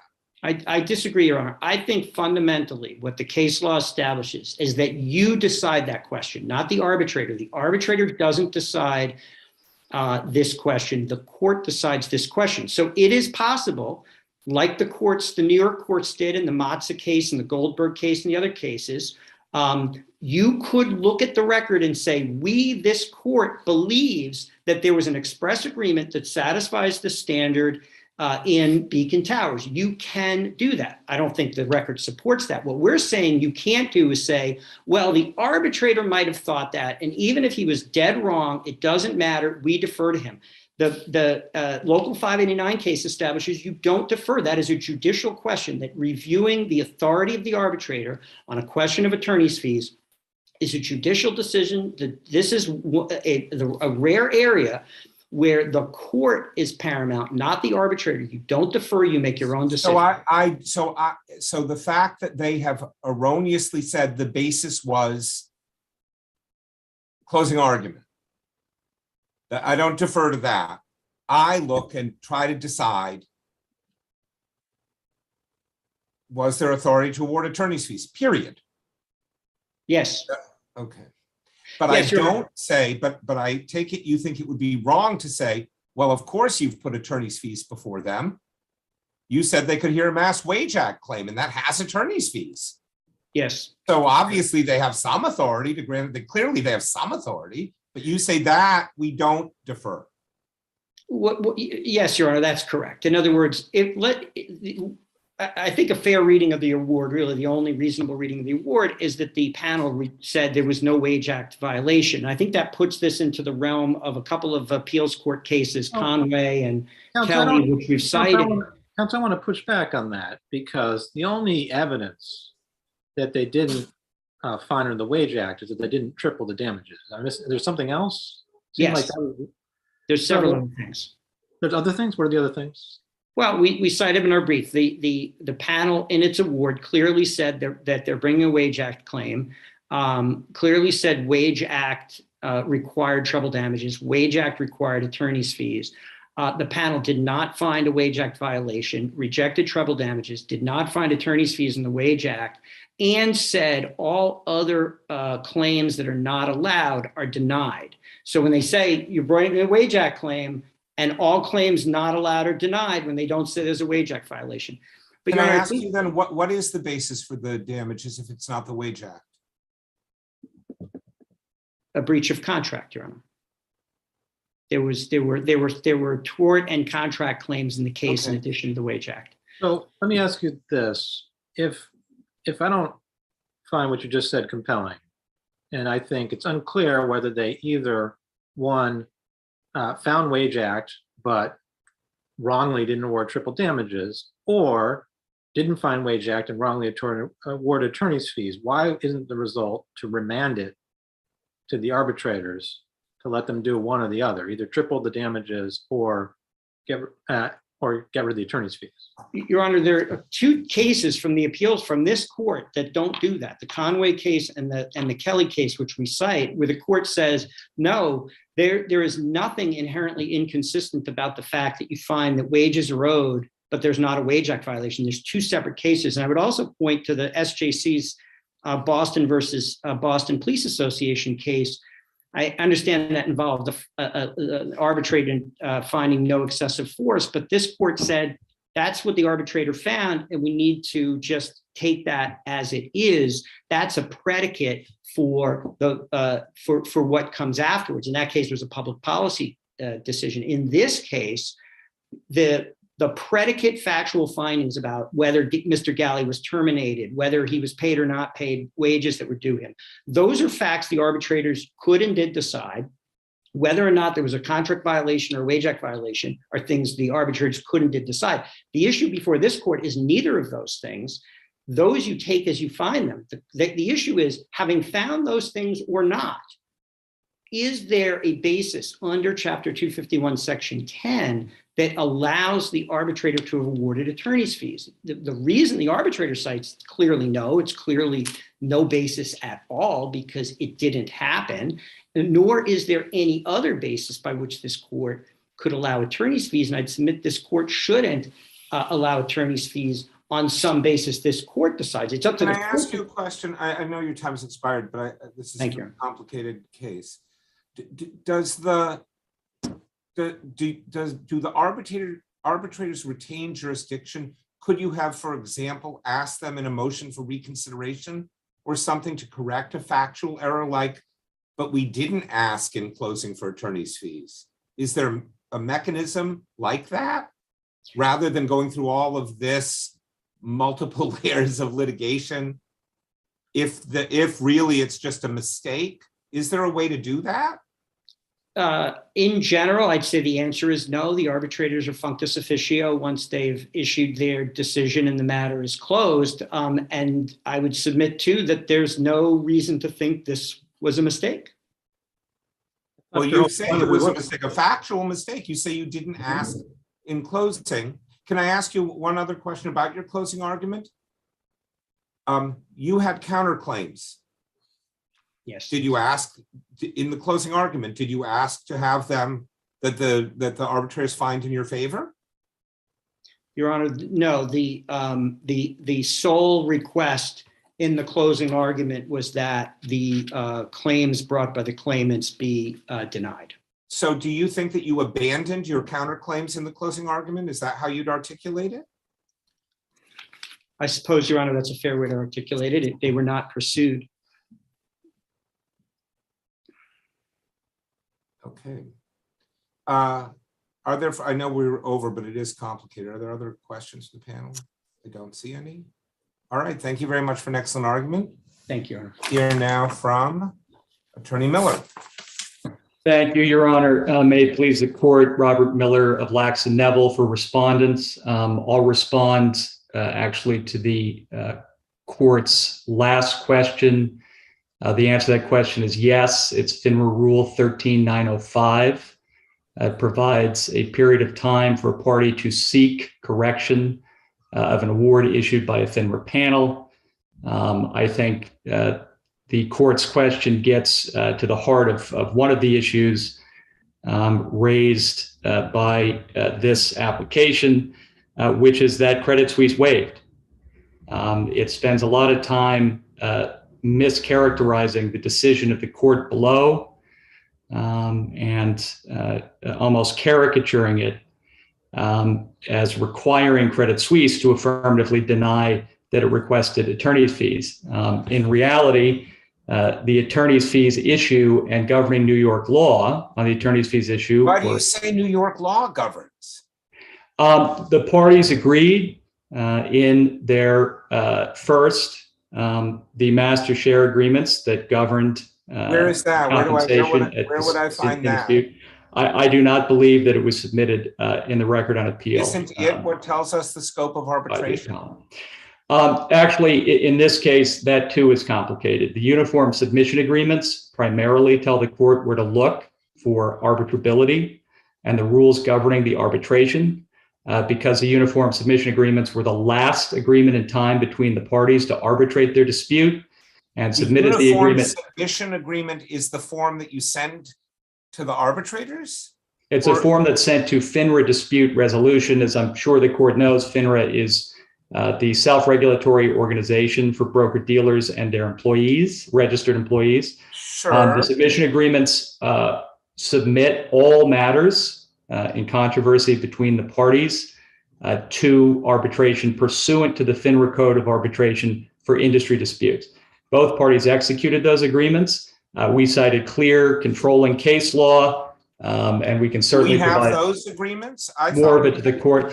I believe, although I don't have a cite for you to the record that Credit Suisse submitted, I believe that the court has observed that the uniform submission agreements were filed as part of that record. I don't have. Counsel, we do have them, but they don't really say what you just said. They say that we submit the present matter in controversy as set forth in the attached statement of claim answers and all related cross claims, counterclaims, and/or third-party claims.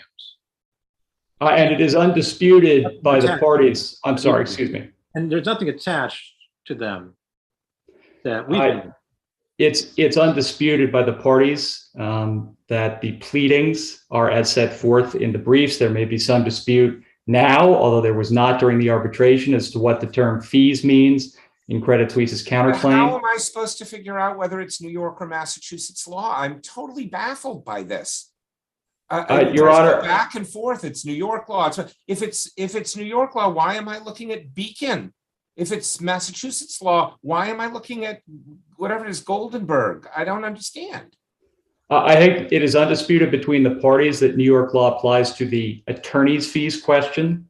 It was certainly undisputed during the arbitration, because there is a choice of law provision in the master share plan, and Credit Suisse that we don't have before us. That's correct. I don't believe that was filed. I think that the employment dispute resolution program was filed. That too contains a very broad choice of law provision that requires the application of New York law to all questions in dispute. Counsel, that only requires that the arbitrators apply New York law. It doesn't say everything revolving around this will apply New York law. So maybe the panel will apply New York law, but that wouldn't tell us what we have to apply. The master share plan also provides broadly that all disputes between the parties will be governed by New York law. Does a mutual request for attorney's fees put attorney's fees before the arbitrator? Yes, it does. Why do you say that? It looks to me, when I look at the New York cases, like if the arbitration rules say it does, those cases look like they're all about AAA arbitration, the Warner Brothers case, and there's another one. There's a case subsequent to this hearing, a case called Selbin or something, that from the appellate division, that indicates that it has to do with whether the rules of the arbitrator say that. And we don't have the FINRA rules before us, so I have no idea. Well, let me take that in two parts. First, and we cite this, I believe, in our opposition brief, but if not on this question, the case Cantor Fitzgerald v. Pritchard, which is a First Department decision 107 AD 3D 476. That's a FINRA arbitration. It's applying the same standard under New York law that a mutual request for attorney's fees forms a binding agreement for the purposes of New York's own statute governing awards of attorney's fees in arbitration, which was the statute that was litigated to the panel and is a statute in which all these cases are brought. I would also say, do you agree there's no Massachusetts law on this question? I believe that the Massachusetts law, and this is as the panel or as the court correctly pointed out, the Supreme Court requires the Massachusetts court to apply New York law to this question of the submission of attorney's fees to the panel. I am not aware of Massachusetts cases on this point. Neither side has litigated this point under Massachusetts law. The parties, it's undisputed that New York law applies. The second point, undisputed. I think your brother disputes it. I'd have to look at the brief again. but I don't think it's undisputed that New York law applies. Well, I believe what is disputed is what law is going to be applied to the vacature standard. And I will say there, I agree with my brother that under the vacature standard in Massachusetts and New York, the outcome in this case is identical. I think both states would apply the same substantive law that was applied by the arbitrators to the question of whether a request for attorney's fees was before the panel. I think both states would find, as the court immediately pointed out to opposing counsel, that controlling cases, and we cite some in our brief, but there's also, of course, the foundational Supreme Court case, Master Bueno v. Shearson. There's Payne Weber in the Second Circuit. Have held that under the FINRA rules, where an arbitration is governed by the FINRA rules, arbitrability is a question for the arbitrator. I don't have the FINRA rules before me, so I'm going to have a pretty hard time deciding what they say or compel. And I don't know if they've been changed. I don't know when they're changed. I don't know what was applicable then. And I'm not going to Google it, right? So we entirely understand, Your Honor. We think, given that we entirely stand by the decision of the trial court, and it is Credit Suisse that brought this application and was challenging the trial court's decision, it was Credit Suisse's burden. With the leave of the court, we'd be happy to supplement the record. No, I have no interest in. I don't know what was before the trial court even. Let me ask. Well, I'm sorry. Go ahead. Counselor, you just said the Second Circuit says that under the FINRA rules, the arbitratability is arbitratable. But the only case, maybe I missed it, that I saw you citing an unpublished district court case, and I did some Second Circuit research, and Metro Life Insurance versus Bussack seems to say the exact opposite. So what Second Circuit case tells me that anything applying FINRA, the arbitratability is arbitratable? It's Payne Weber v. Bibek, BYBEK, 81 F3D 1193. That was applying the predecessor to the FINRA rules, NASD. It's been applied in Murray v. UBS, which is a district court decision, January 27, 2014, that we cite in our brief at page 41. And I can also give the panel a more recent decision, or excuse me, a contemporary decision, BAME v. Group Agent Securities, which is SDNY 2011. And then it is also the law that has been adopted by New York State. You have a site for BAME? Oh, I'm sorry. It's 2011 Westlaw 29 So it's unpublished. 46718. Okay, so that's an unpublished district court decision. And then not an unpublished district court opinion is the Court of Appeals decision in Smith Barney Shearson v. Sakharov 689 NE2D 884. Hold on, a little slower. 689. NE2D. Yep. Northeast 2nd 884 at page 888. Do you agree that the arbitrators were incorrect in their factual statement that in the closing argument, Credit Suisse requested attorney's fees? Absolutely not. I think what has gone on here has been a confusion of the record by Credit Suisse. As the court knows, and this is in the record, the issue of attorney's fees had already been raised to the panel. The issue of mutual request and our request and Credit Suisse's request was being addressed by counsel in a colloquy at the time of closing arguments. Mr. Pegno, who is, for whatever reason, not representing Credit Suisse on this appeal, but remains counsel for Credit Suisse in these cases, he challenged the legal basis to award attorney's fees. I fully agree with that, but he didn't affirmatively ask for attorney's fees. I agree that he didn't say there's no basis, or that when he said there was no basis for attorney's fees, he meant for your attorney's fees. I don't read him to be saying, and nor may you award us attorney's fees should you decide to do that. I don't see that.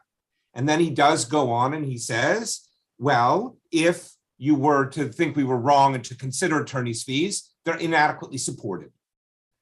Okay, and so that might even be some kind of acknowledgement that what he's saying isn't, this is completely beyond the pale in some way. But that's not a request by him for attorney's fees for Credit Suisse. And I don't see that in the closing. So to me, that seems like an error. I'm not saying to reverse that kind of error, but it seems like an error. He promises that Mr. Komarski, his colleague, will address the issue. Mr. Komarski did not. I think, I agree that it's not reversible. I also don't think it's for the court. It is the court's burden to look into the record and explain away the different components of the award in that way. But if the court were to do that. If the basis for attorney's fees is only available to us in the record, which seems odd to me, but I'd never heard of this mutual request idea. But there it is. We do have to look at some of the stuff that went on before the arbitrator to figure out if there's a mutual request. What I don't think the court has to do is look into the minds of the arbitrators to determine what it is they were trying to get across in the award. But if the court were to examine that question, I think it is because, as is in the record, I believe in our closing presentation, the law had been submitted to the arbitrator on mutual requests for attorney's fees and on the issue of repudiation and withdrawal of attorney's fees. I think that the panel determined that as of closing arguments, no withdrawal had been made by Credit Suisse. It was requested in the initial pleadings. It's clear in the initial pleadings it had not been repudiated. Yeah, and the issue they definitely didn't do that. They don't say that anywhere in their award. They just say it was argued in the closing argument. They say that a request was made in the closing argument. I'm giving an interpretation of the award that would make it non-factually erroneous. But I agree with the court primarily that is not a question for the court to reach. The arbitrability of attorney fees. I said to your brother, it's like an error of fact, but it's a little different if in fact this is the place where the alleged agreement took place, and if we're supposed to de novo review the scope of an agreement between you, and what we're supposed to be looking at is the closing argument, maybe we don't find an agreement there. We certainly do not agree that the court's confined to the record of the closing argument or to the face of the award. Massachusetts courts, including Beacon Tower, in fact, most of Beacon Tower's discussion of the AAA rules is devoted to a basis for the award that was raised by the petitioner, not a basis that appeared in the award. In fact, though Credit Suisse repeatedly says that the court engaged in a painstaking analysis and found and vacated the arbitrator's determination that there was an agreement for attorney's fees, the arbitrators in that case expressly held, it's quoted in the decision Beacon Towers, expressly held that there was no agreement and based their authority entirely on a statutory authorization that the Supreme Judicial Court found, not that it reviewed it and found that it didn't meet the conditions of statute, but found that the statute did not apply in arbitration, only applied in court. That's what actually happened in Beacon Towers. But Beacon Towers devotes several pages to analyzing the AAA rules because petitioner argued that even if the AAA panel held that there was no agreement that did satisfy the AAA rules, another AAA rule provided sufficient basis. The court analyzed that rule because the court is free to look for any colorable justification for the finding of the arbitrators. And I think this... Your time has expired, but yeah, go ahead. No, you can go. No, I don't have a question. We excuse him. Okay, so I saw that you submitted an attorney's fees affidavit at the time of close. It looked to me like the employer didn't. Is that right? To my recollection, I don't believe Credit Suisse submitted an affidavit. You've also requested appellate attorney's fees, and I didn't really get the basis for it. Could you explain? Again, we contend that the vacature issue has been raised on both the mutual request for attorney's fees and the Wage Act. And we believe it's the law in this state that where the confirmation or vacature action on attorney's fees is predicated on the same issue that was submitted below, attorney's fees are awardable by the court. And if it's awardable by the court below, it's awardable by the appellate court. And if I could just Wait, add I'm sorry, on what ground? On grounds of frivolity, or I don't understand? On grounds that, we can get the citation, I don't have it right in front of me, but on the grounds that if attorney's fees were not allowable on appeal, it would undermine the whole purpose of a mandatory attorney's fees provision, such as the one in the Massachusetts Wage Act. Oh, I see. So it's the Wage Act that you're saying. It's the Wage Act, and I think the Wage Act, which has not been addressed here, but the Wage Act provides a clear basis. I would also say that there is no de novo review under any standard. I understand I'm out of time, but just the last point on this, the way that Credit Suisse characterizes Beacon Tower as applying more exacting. We understand your argument from your Understood on that point. Are there other? I did have just one clarifying question on one of your last points, Attorney Miller. If we reach this question of mutual request, is it your position that as a matter of law, we may look to the counterclaims submitted by Credit Suisse and make a finding on the basis of request in those counterclaims? If the court were to reach that arbitrability question, yes, it is our contention that the court can look to that to find that basis was available to the panel to confer authority. We do believe that it was then for the panel to make a determination as to whether a mutual request would be enforced and attorney's fees would be awarded. Okay, thank you very much. Complicated and interesting question. Excellent arguments from both of you. The case is submitted. Thank you.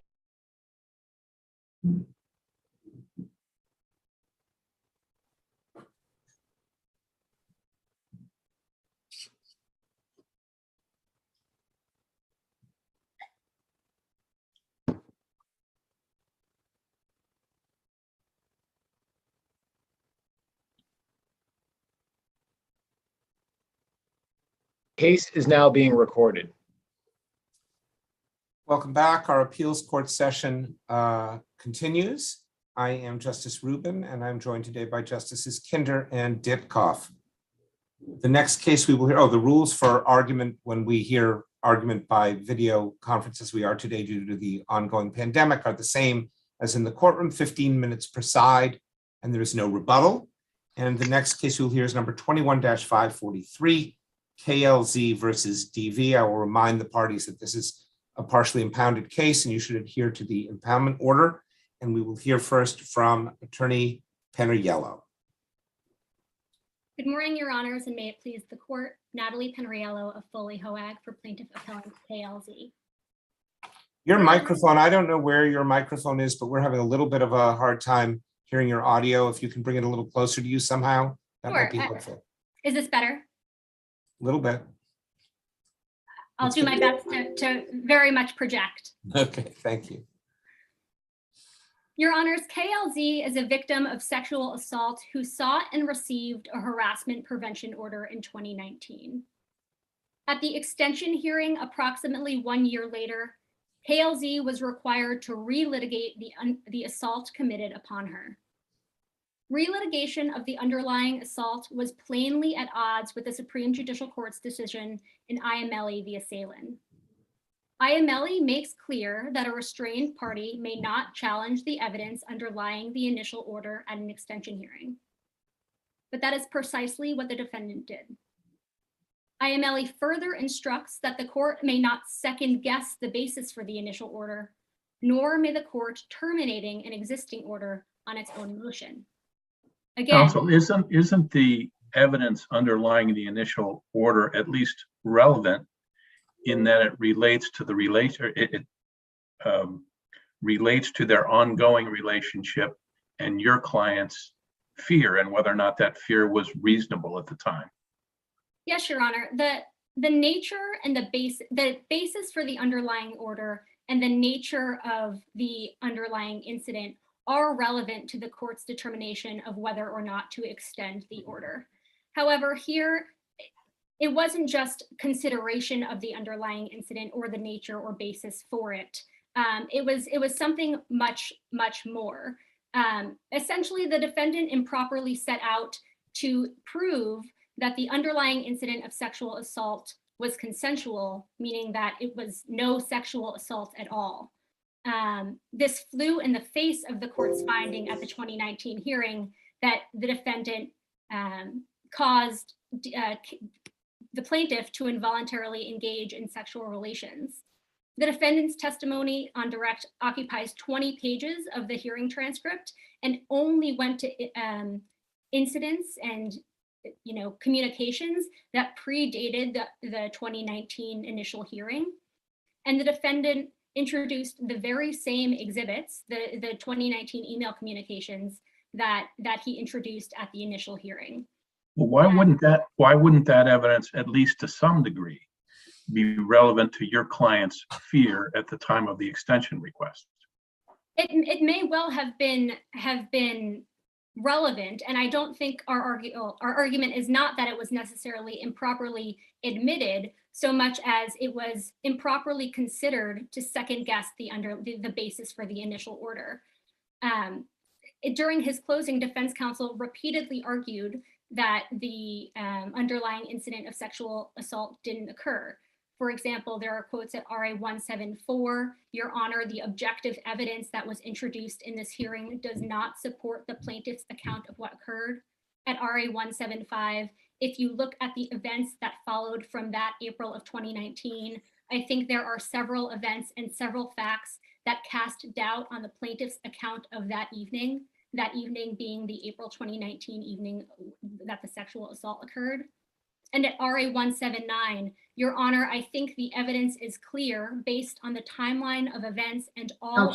Counsel, we don't get to review your friend's closing argument. We only get to review what the judge ruled. So, how do we determine that the judge made the error that you're saying your friend made?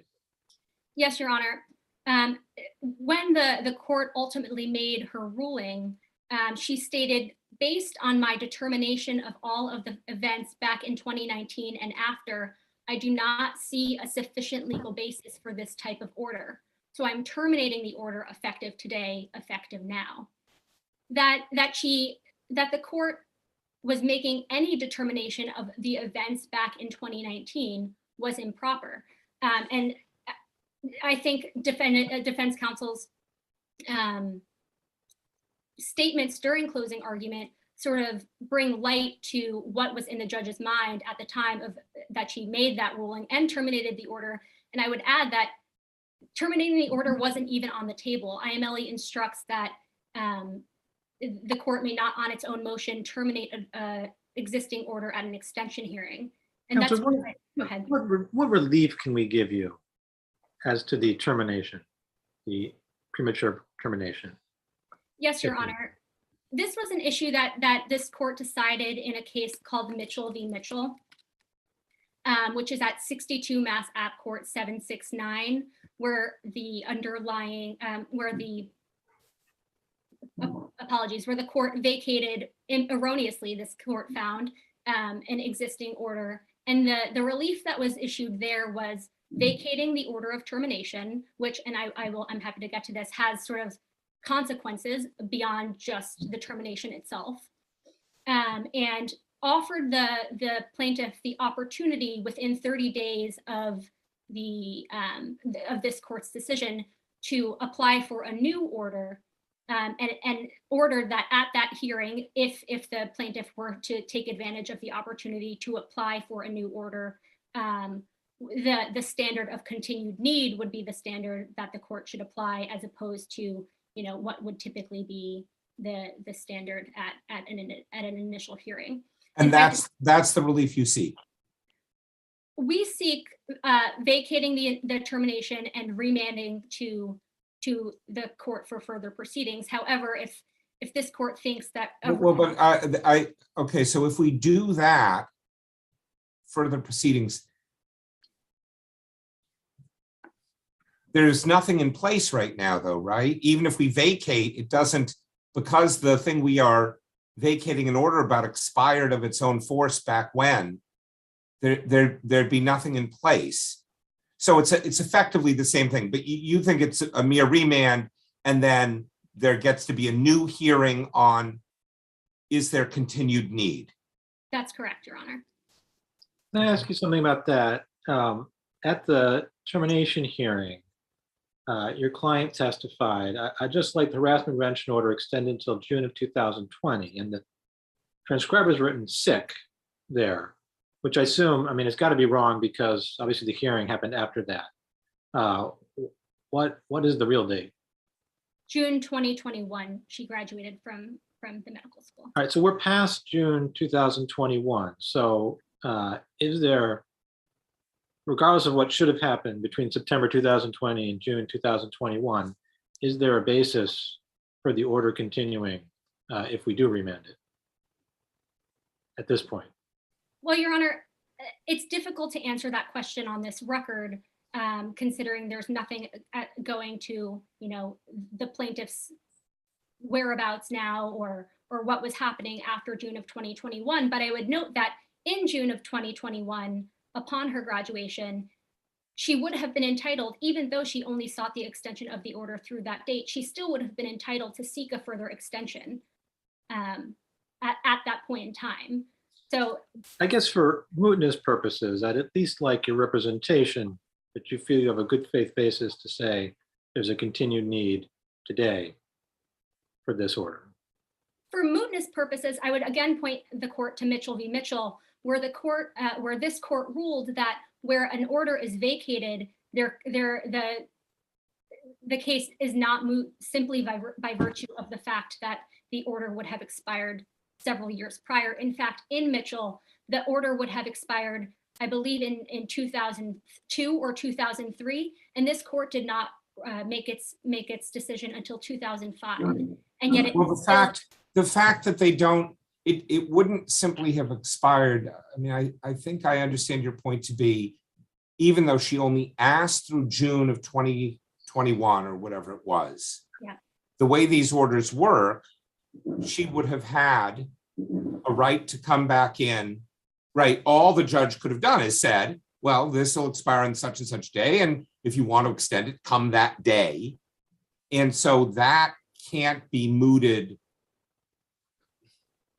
So the whole thing doesn't become moot because it's not like all she was asking for was something that ended and the date past which it ended is gone and like that. There was some continuing right that she would have had this been handled in what you're describing as the proper way.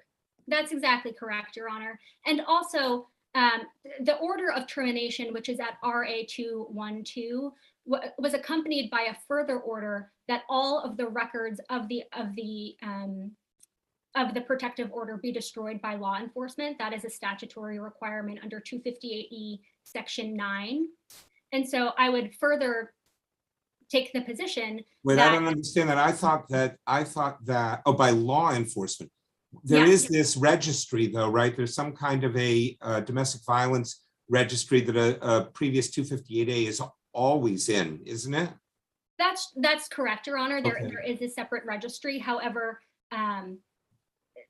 the plaintiff was otherwise entitled to not have law enforcement destroy the other evidence of the order or the other. What is the other meaning? The copies of the order demonstrating that he had been served or whatever? What exactly was ordered destroyed? I'm not aware of this. Looking at the. Well, actually, let me just short circuit this. You're not asking that I don't know what you could do about that, assuming they followed the order. You're not asking that we ask the court below to circulate to law enforcement something, are you, or are you? No, Your Honor. I'm just making the point that the order of termination had other consequences beyond the termination itself that gives the plaintiff. And would that order of destruction, is that inherent in an expiring order? That is, whenever it expired, is that part of it? No, Your Honor. It's if the order expires on its own terms, there's no statutory requirement that the law enforcement destroy the evidence of the orders or records of the orders. It's only where it is affirmatively vacated or terminated. Interesting. Counsel, can I take you back to the judge's findings for just a moment? Absolutely, Your Honor. Granted, they were not detailed and perhaps somewhat vague, but I didn't understand them to be adopting your adversary's position as to what did and didn't happen in support of the first order. The judge referenced credibility and what has happened since then. So help me understand what the judge found that you think was error. Yes, Your Honor. By virtue of the fact that the judge terminated the existing order and said, I do not find a sufficient legal basis for an order of this kind. I don't have the language directly in front of me, but can find it in just a minute. But that what was terminated wasn't something in the future, wasn't based on a showing of continued need, but what was already in place, which I think, and I represent, suggests that she was second guessing the underlying basis. So by that, do you mean that if the judge had said the order will terminate at 4 o'clock today, which was what was scheduled, instead of immediately, we would not be here on appeal? Well, we might be here on appeal on a different issue, which would be whether or not the judge abused her discretion in not extending the order. But what we're now examining is whether it was an error of law or to second guess the underlying incident and to question the validity of the initial order. Well, then just going back to the judge's findings, it's not clear to me why you're suggesting she abused her discretion given the findings as they exist. Plaintiff's position isn't necessarily that the court abused its discretion so much as it did not apply the proper legal standard in examining an extension or in deciding a request for an extension. It's not the same showing language or standard that applies where a plaintiff seeks an order for reasonable fear of imminent harm. It's something else, where the underlying order issued for past physical or sexual abuse, the question is whether the plaintiff remains reasonably in fear. And that was, go ahead. But you agree that the evidence the judge heard was in fact relevant to that question. Relevant to the question, however, was used for the improper purpose of questioning whether the sexual assault that the court in 2019 found had occurred actually had occurred. Are there any more questions? Thank you. I see no further questions. Thank you very much. Excellent argument. We will hear now from you, Attorney Griffiths. Thank you, Your Honor. Your Honor, the focus of my argument today is that it was permissible for the judge to take testimony regarding the entirety of the party's history and to consider all of the circumstances of the party's past in determining whether the plaintiff's fear of harassment or abuse was justified. You agree that the question before the judge, the only question properly before the judge, was does the plaintiff remain reasonably in fear? I think that is the proper question. Yes. Okay, yes, Your Honor. so if I agree with you that the judge can look at anything relevant to that, including what happened originally, everything since, anything. But the judge says, I don't think this order should have issued. How can we say that the judge properly applied the is she still in fear standard rather than simply saying, I'm not going to extend this because it shouldn't have been issued in the first place? I think what the judge said is that I don't find a sufficient legal basis for the extension of the order. And then said, not what the judge said. I do not see a sufficient legal basis for this type of an order. And I am terminating it. Right, but I think surely we shouldn't be pretending that a new judge walked in the door after the first sentence and totally separately did the second sentence, right? No, but I do think we have to look at all of the judge's findings. And obviously these are findings that are being made sort of in the moment. And I do think what she was indicating there was that based on her consideration of all of the circumstances, that she did not feel it was required that she extend the order any further beyond when it was, beyond the date of the hearing. that she was taking into account all of the circumstances as Okay, is but proper. all she's allowed to do, she's not allowed to conclude. I mean, your sister says that it's involuntary sexual relations, and I don't think, for some reason, you haven't quite contested that. I thought that the basis of the order was a finding of sexual assault on a person over 14. That's which is one of the listed bases of a harassment finding. And the reason I think that is that at the original hearing, the judge said, I see that there's a prosecutor here in the audience or police or somebody, and I note that the standard is preponderance here, not beyond a reasonable doubt. So I take it that it wasn't, I don't know if this counts as involuntary sexual relations, but it sounds like the original judge found a violation of one of the enumerated statutes. And now the only question is fear. And if the judge in the second hearing doesn't say, I don't find that she's reasonably in fear. If the judge finds, I don't find there was a sexual assault, this doesn't seem like the kind of case it's supposed to be at 250-80 at all, hasn't the judge applied the wrong standard?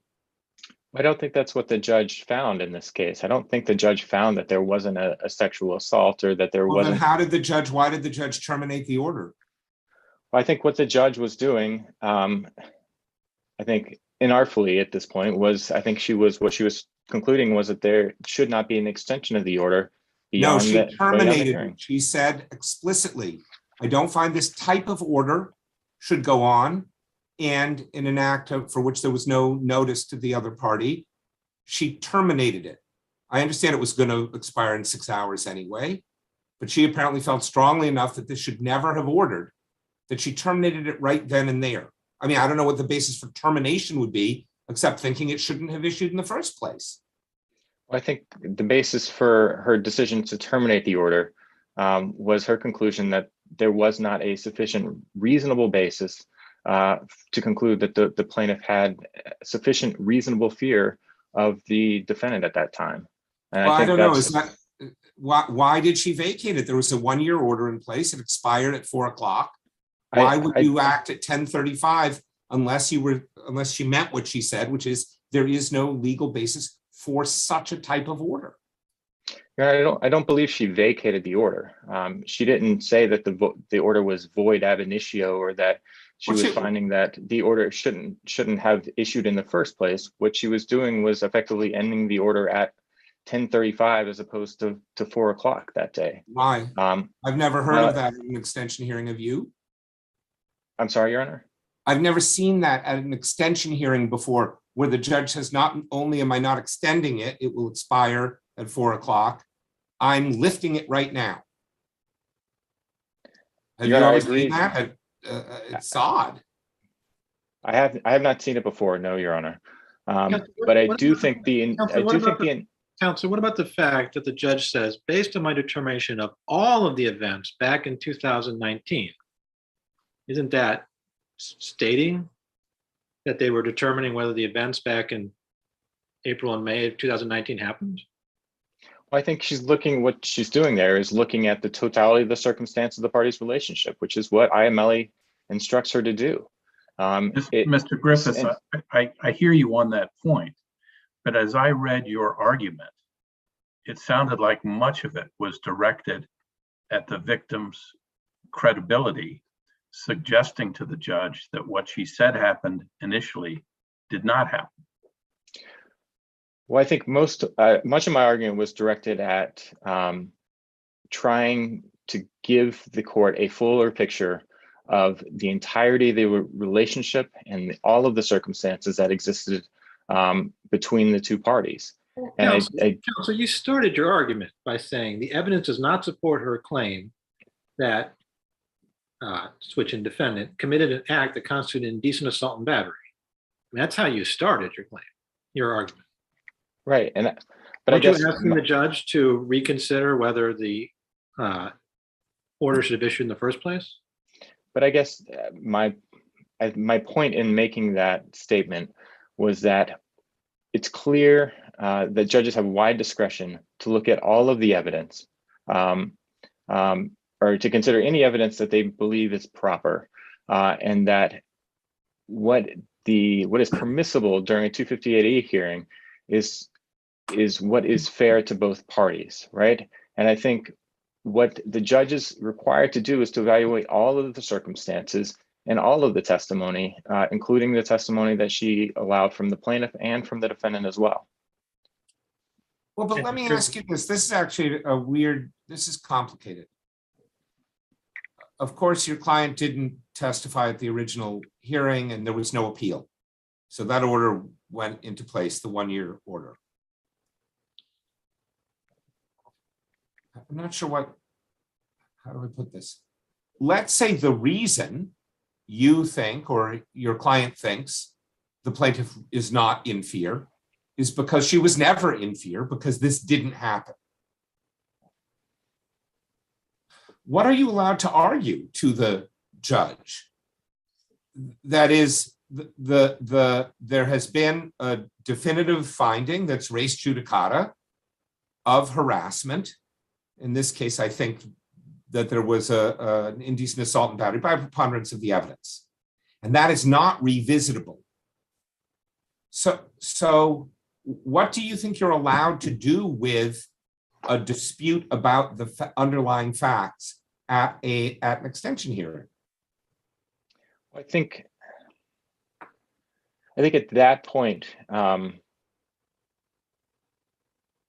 trying to, and I apologize, I want to. Well, I don't know what the answer to this is. This seems like an almost metaphysical question. Do you know what I mean? I understand that it is your client's position that what happened here was not a sexual assault, but something else. I get that. So I guess the question, right, always I think comes back to whether or not there is a reasonable fear, right, which I think has to be based on an objective look at all of the facts and circumstances that a judge is allowed to consider. And the judge has to make an objective determination whether, based on all of those facts, whether or not there is a reasonable fear at that point. And I think that's what, that's what I was driving at. Again, perhaps inartfully, but that's what I was driving at during the course of the hearing, was that if you look at all of the circumstances surrounding their relationship, such as it was, that I think that a reasonable fact finder would find that there was not a rational fear that required an abuse prevention order or a harassment prevention order to continue at that point. Do you agree that if the judge had said more clearly,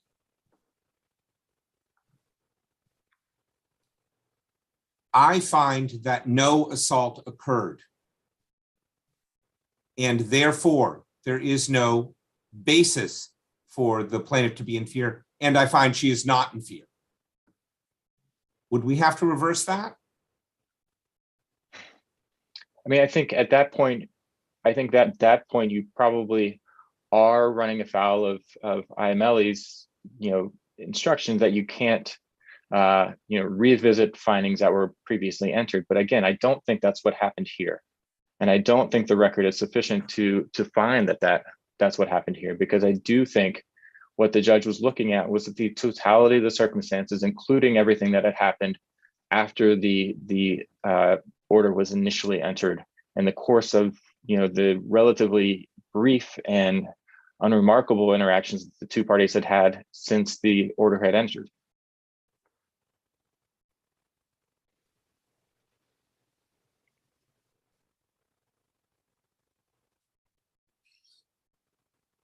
I don't know if there are any other questions, but I would ask, at this point, I do think it's appropriate to find that the judge did not abuse her discretion in allowing the defendant to testify, and that basically the current status quo will be allowed to stand at this point. Okay, I see no further questions. Excellent arguments from both of you and well briefed. Thank you very much. The case is submitted.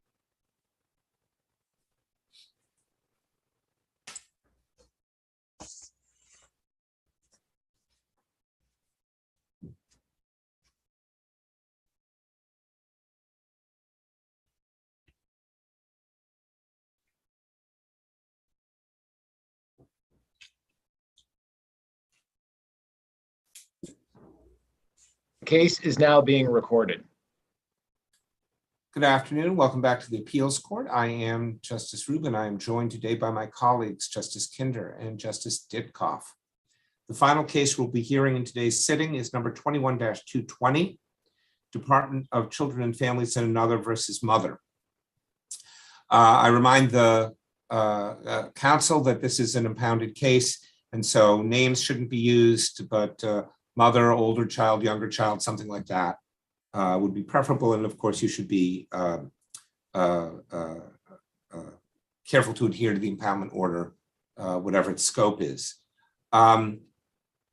Arguments which we hear by video conference, which we're doing today due to the ongoing pandemic, are under the same rules we have in person, which is 15 minutes per side. If you divide your time, you have to let us know in advance. And my understanding is that the appellants will be dividing their time 7.5 minutes each, and the appellees will be 10 minutes for the department and 5 minutes for the younger child. With that, I gather we will hear first from Attorney Cohen. Oh, do we have your audio? Hello? Yes, excellent. Shall I begin? Please. May it please the court, David Cohen on behalf of the appellant mother. This court should vacate the termination of parental rights decree and remand the case for a new trial because, one, there was not here the required clear and convincing evidence of current parental unfitness, and even if there was not clear and convincing evidence that it was in the best interests of children to terminate mother's parental rights.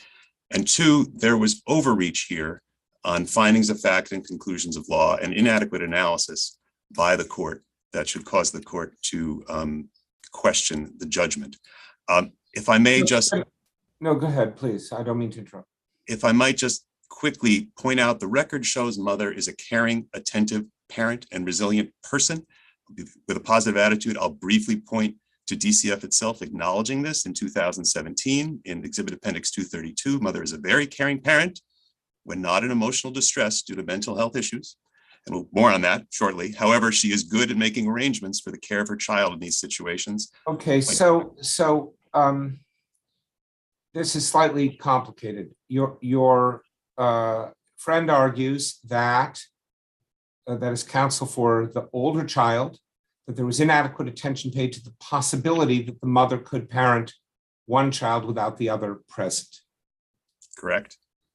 The mother's position is that both, with respect to both children, the finding of unfitness and the termination should be reversed. I'll just tell you, I'm inclined to find the findings thin, but there is a stipulation of unfitness by the mother on, I think it's May 24, 2019, that is, in some sense, I think, sort of the starting point here, although I don't see anywhere in the record where it's explained what the nature of that unfitness was, so that one might be able to tell whether it continues unabated or what. Let me also say, I've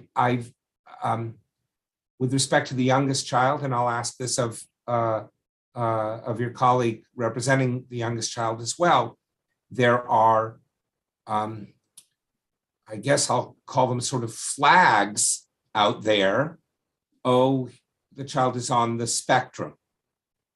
And this presented certain difficulties, although all we hear is a handful, but we don't have the usual types of descriptions of diagnoses and issues, so that findings that, for example, mother is not going to be able to meet the needs of that child, they don't seem to be in here. But again, I don't really know why. I don't know why there was a stipulation of unfitness. So maybe you can address that.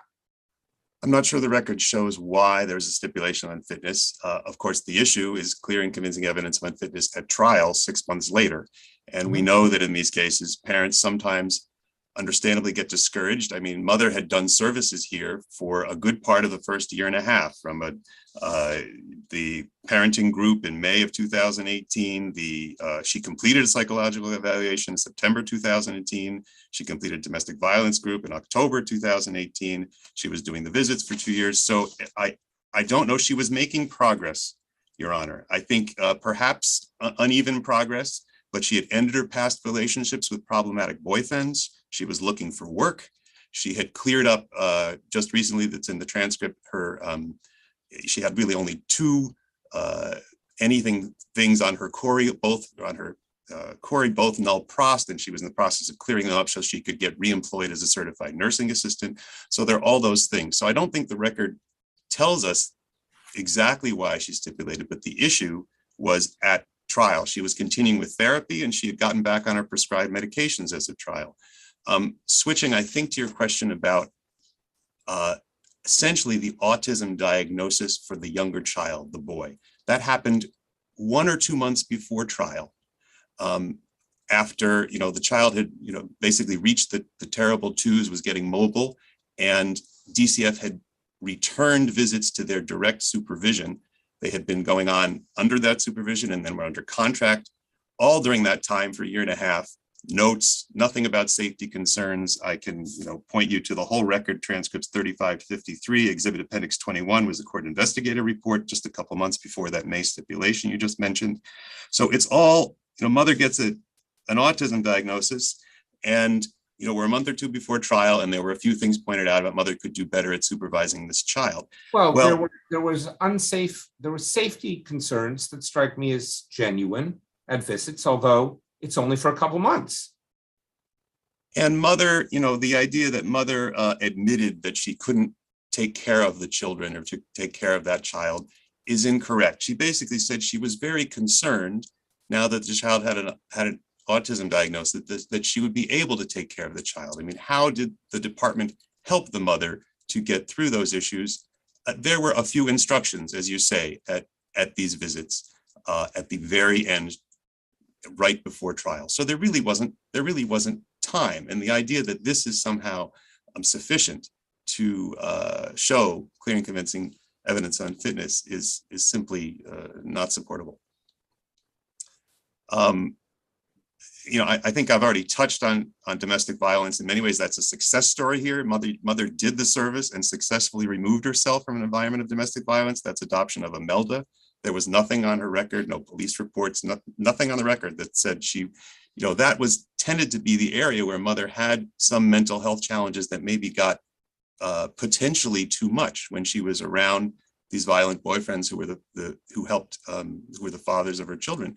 She ended those relationships. The housing issue, that's also kind of not enough. She had adequate housing from 2012 to 2017 until DCF removed both children from her. I mean, this is a mother who is poor and who utilized public benefits and part-time work for a long period of time to have publicly assisted shelter housing. She had that for years. She didn't have housing because DCF removed the children. All right, I think I will, because I can see my time is jumping down, I will speak briefly to the mental health issue where there are adoption of Darlene tells us that only where it is shown that such deficiencies, mental health challenges, they can be used to protect, they can be used to find unfitness if they impair the ability to protect and care for the child, and only then.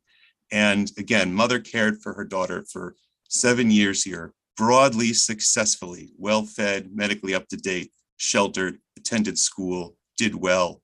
Where is the clear and convincing evidence here that mother's failure to take psychological medications, which her psychiatrist recommended, consistently, or that she failed to attend therapy more faithfully than 75% of the time, made her unable to satisfactorily care for the children? Counselor, the docket sheet says your notice of appeal was filed on June 8th, which would be 9 days late. Can you give me any enlightenment about that?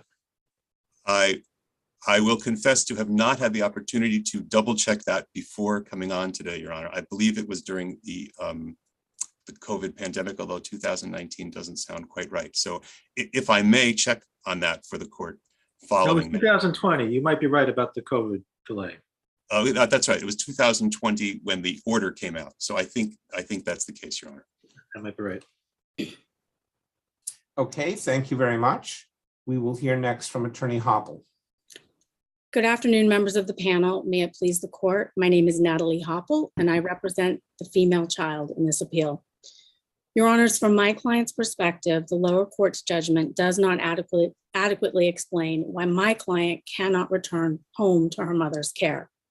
A child-specific analysis contemplates a judgment that is not only written for the benefit of parents, but for each child who is involved in child welfare proceedings. In other words, when my client turns 18 and comes to my office to read this judgment, I am not confident she would read this judgment and understand exactly why she was not permitted to return home to her mother. The lower court's judgment does not tie a constellation of facts to a conclusion that mother's purported unfitness existed or was likely to continue into the indefinite future at the time of trial. This is because the lower court erred in this case in 3 significant ways. First, the lower court erroneously concluded mother could not separately parent my client. I would direct the court to conclusion of law number 10. In that conclusion of law, the court pushes the children together and combines them in terms of concluding that mother could not parent both children together. And that's found on RA 33. Turning to the findings previously in which the court discusses parent-child visits, and that's found on RA 29, the court ultimately concluded that mother was able to adequately parent my client and was more adept at parenting my client than her younger brother. Second, the lower court failed to establish a nexus exists between mother's alleged parenting deficiencies and her purported inability to parent my client. Your Honors, the concept of nexus requires that the findings are tethered to the conclusions of law.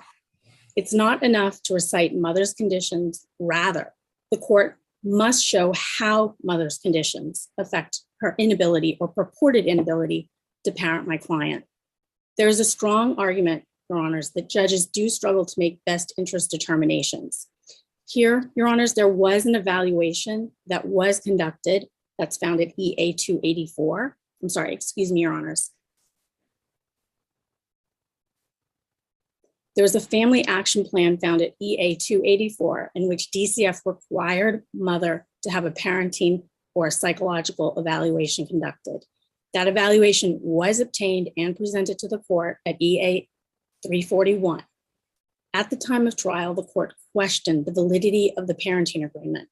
What was available to the court at that point in time if the evaluation was not sufficient, given that the family action plan was relatively vague in terms of what kind of evaluation was necessary, the court could have at that point in time declined to terminate as to my client, considering that mother had a more adept ability to parent her oldest child.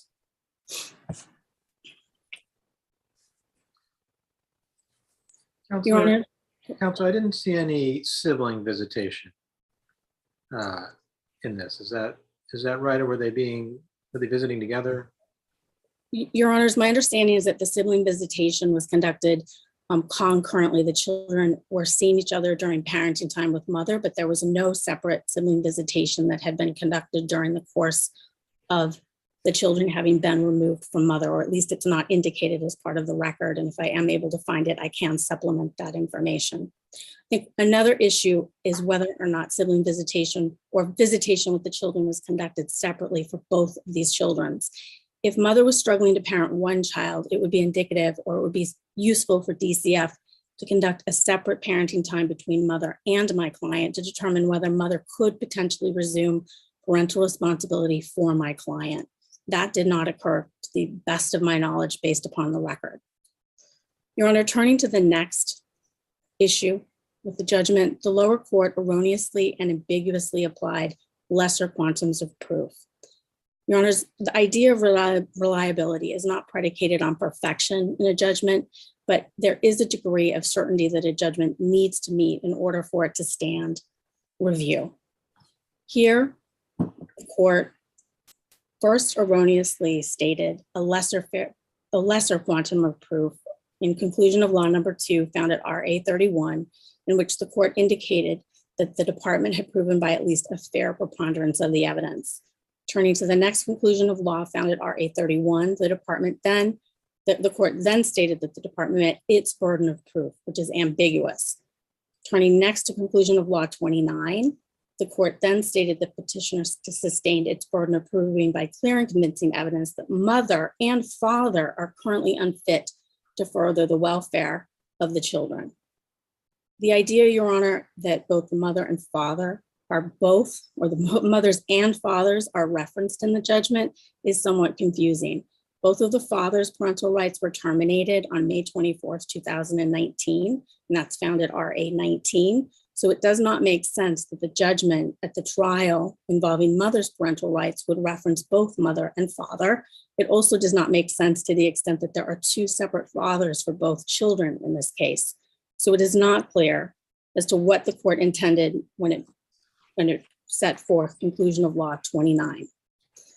Your Honors, given the significance of due process rights that are at stake in termination cases, burdens of proof cannot simply be deemed clerical errors. A misapplication of a burden of proof rises to the level of a due process violation because it creates a significant analytical gap that calls into question the reliability of this adjudication. Even if the court eventually used the correct standard of proof, the initial misuse and ambiguity of a lesser quantum of proof shows that the department did not necessarily meet its burden of proof in this case.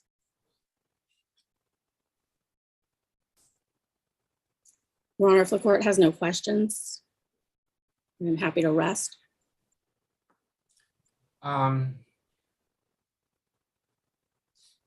Do you have some kind of motion pending before the trial court now? Is that motion for redetermination pending? Your Honor, that motion for redetermination was filed last Friday. It is currently pending. The department has objected to it. For all intents and purposes, I do believe that we intend to move forward with that motion. Okay. I see no other questions. Thank you. You'll let us know promptly if anything happens, right? Yes, Your Honors. Okay, we will hear next from Attorney Kernan. Thank you. May it please the court. Jennifer Kernan for the Department of Children and Families. The department is asking this court to affirm the judgment and decrees of the lower court because there is clear and convincing evidence that supports the conclusion that mother is unfit and to parent both children, as well as the conclusion that termination is in the best interest of both children. First, addressing unfitness. I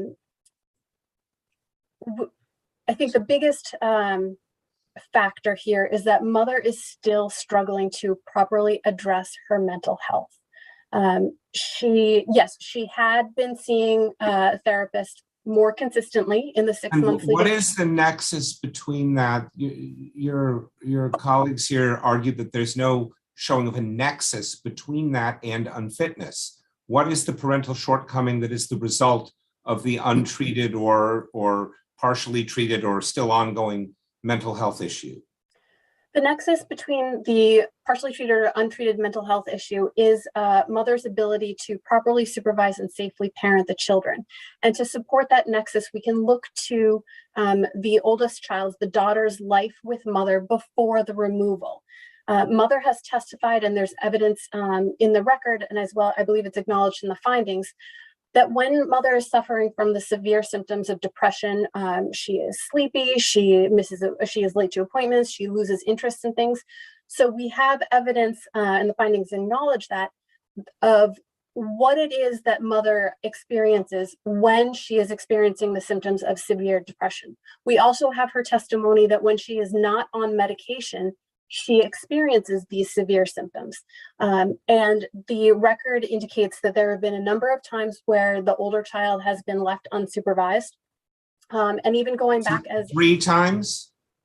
3 or 4 at least. But on top of that, going back, mother's to 2012, I believe, with one of the first 51As filed in this case, mother admitted to the fact that the older daughter would spend a significant amount of time in her pack and play because mother was experiencing those symptoms of depression. And yes, that is in 2012, that is early, but it is an example of what happens when mother is experiencing the severe symptoms of depression. She is physically unable. What is the I'm still trying to figure out what. Maybe I should take this another way. Why were the children removed from the mother's care? For a number of reasons. There is not one specific reason, but before, this care and protection was filed in September 2017. And before the department had filed the care and protection, the department worked with mother to address the issues like domestic violence, as well as the supervision issues. In September 2017, this is before the younger child's birth. Sorry, I misspoke on that one. But in September 2017, there was a number of 51As that were filed. And one of those 51As, I think that one of the second one in September, the department and mother came to some agreement that the children would remain in the home, but there were certain conditions that mother had to do. And one of those was making sure that the older daughter was supervised at all times.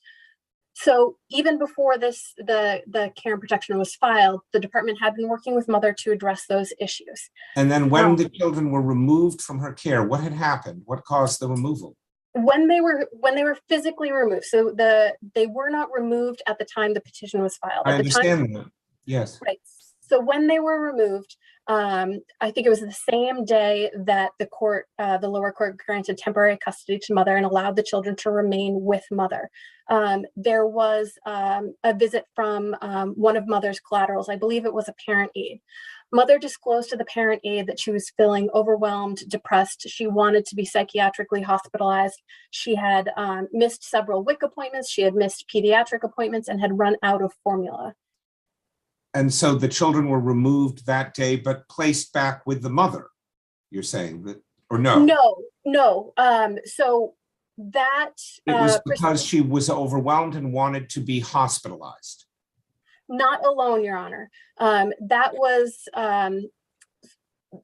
sort of a precipitating factor, but given the history, especially with the concerns with the older daughter that were even prior to the filing of the care and protection, it's not that alone, but it's the sort of totality of the circumstances leading up to that incident, as well as that specific incident. And I would point out that although mother identified the need to be, or the desire to be psychiatrically hospitalized, she did not do so. She did not follow up once she had sort of identified that need to be psychiatrically hospitalized. When did you change the plan to adoption? Unfortunately, I don't have that off the top of my Do head. you know why the goal was changed to adoption? Specifically, it would be because of everything that we've been talking about. We've got the mental health struggles, the fact that mother did not cooperate with the department, the lack of housing. So all of these things. Okay, but the lack of housing is caused by not having the children. Not right? Necessarily, Your Honor. Here, not necessarily, but there's no finding by the judge that if she had the children, she couldn't get housing. She had housing before. Yes, that is true. She did have housing before, and she did lose it. But the department worked with mother. The department made referrals for housing resources to mother, and mother did not follow up on those referrals. So while yes, the fact of not having custody of the children may make it more difficult to obtain housing, the department worked with mother, presented her with resources, yet mother did not follow through with those resources. Well, she doesn't have the children. I don't understand how she's supposed to get. I mean, I didn't understand housing to be the issue here at all. Are you saying it is? I read your brief to say the issues were domestic violence and lack of supervision. But then when I look, the domestic violence issue, I don't know that it's permanently resolved or what, but that's not in the judge's findings. And the lack of supervision looks to me like, and I'm not saying this is insignificant, that 3 times some years ago, there was no one there for the child when she got home from school. And at least one of the times, the mother was in the hospital having just given birth. Okay, I have 3 points in response to Your Honor's questions. First, addressing the housing. And again, this is sort of a totality of the circumstances. It is not one factor alone that renders mother unfit. It's a totality of all of these concerns, all of these circumstances. Next, addressing the lack of supervision. Yes, there were 3 or 4 51As that came in from issues stemming from the lack of supervision. And I want to be clear, I'm not counting the one that came in when the younger child was born and mother was at the hospital, because she did attempt to make arrangements. So aside from that, in one of the 51As or Bs, the child stated that she had been left alone at least 5 times, that she makes her own breakfast, and that mother sleeps during the day. And mother corroborated that with her own statements to that 51B investigator. So respectfully, it's not just those 3 or 4 times that the 51As reflect. There's more to it than that. And it's not simply a lack of supervision. We have a glimpse into the home life there where the child says she's making her own breakfast and her mother sleeps all day. Look, making your own breakfast better not be a reason for taking kids away from parents. No, again, Right? it's not one reason, but it's insight into what the older daughter's life was like living with mom. And I believe at that time I want to say she was 4. So the judge's findings don't say this is a woman who was so depressed that if we allow this older daughter back into the house, the mother's just going to sleep all day and the child will be not attended to. They don't say anything like that. Correct. And I see my time is approaching the end. You keep talking because I want to hear more about it. I will. So yes, there is no specifically detailed finding that says what Your Honor just stated. However, the findings are there regarding the lack of supervision, regarding mother's symptoms of depression, what she experiences when she is sort of in the throes of depression. And the findings, while not specifically connected by the trial court, the evidence is there. And the department argues that that is enough to support the trial court's determination that mother is unfit, as well as it being in the best interest that parental rights be terminated. The safety factor seems to be a big one in the judge's findings. Can't keep them safe. But it looks to me like all we have is 2 months of visits, maybe 3, October, November, December of 2019. And we're talking about redirecting her, and she tries verbally to get the little one to comply, but doesn't stand on the other side of the street or the sidewalk when the child is walking or something. Do you think that's enough to say she can't keep that child safe? Yes, because it's not just the issues at the last few months of visitation. Again, looking back to when mother was parenting the children, how her symptoms of depression affected her ability to provide and care and supervise the older child, it's not inappropriate to consider that when assessing whether or not mother will be able to keep. It seems like until she was pregnant with the younger child, I don't think DCF or a court would have said she was an unfit mother for the older child. Do you disagree with that? I do. Respectfully, I do disagree. And there are a couple of things that point to that. And we've got a number of 51As coming in before mother was pregnant with the younger child.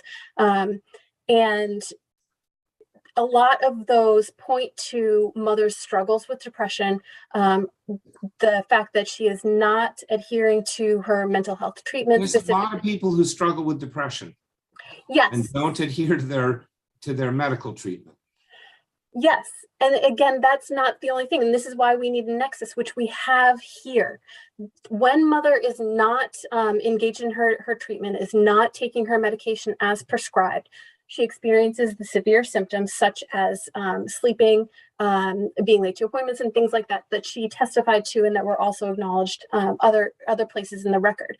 So yes, there are people who suffer from mental health disorders, do not necessarily take their medication, but we're not concerned with those people. We're concerned with mother and how her lack of management of her mental health affects her ability to parent her children.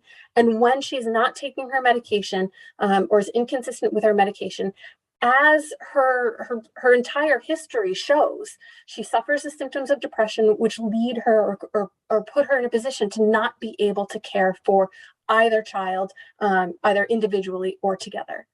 And for those reasons, the department would ask that this court affirm the decision of the lower court, and I will rest on my brief.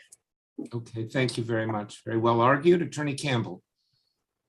Good afternoon. May it please the court. My name is Alan Campbell, and I represent child 2, the younger child in this case. And child 2 asks that this court affirm the judgment as to him. He takes no position as to mother's arguments as to child 1, nor any position as to child's 1 arguments as those, they just simply don't relate to his custody. And regardless of whether mother is able or unable, again, I'm not taking position, but regardless of whether mother can take care of the older child, she cannot take care of the younger child. And what's the evidence of that? The evidence is a series of evidence, a series of findings. But one thing I would like to point out, I believe it was Justice Ditkoff that mentioned it. We have a stipulation of unfitness in May of 2019. On the review and redetermination, the court does not start with a blank slate. It starts with, this is where we are, what has happened since then. And what has happened the way I read the case law, the judge is supposed to say what the basis was for that stipulation of unfitness, because the burden of proof remains the same. It's on DCF to show by clear and convincing evidence, right? That was my next point, which was already on here. The judge did that. I included in my addendum an order. It's page 48 of my addendum. It's an order regarding the stipulation, and the factual basis for it was a social worker reports from March 28th, 2018 and February 25th, 2019. It doesn't specifically list the facts from those reports, but it says the basis for this stipulation was those 2 reports. Counselor, so there is even if mom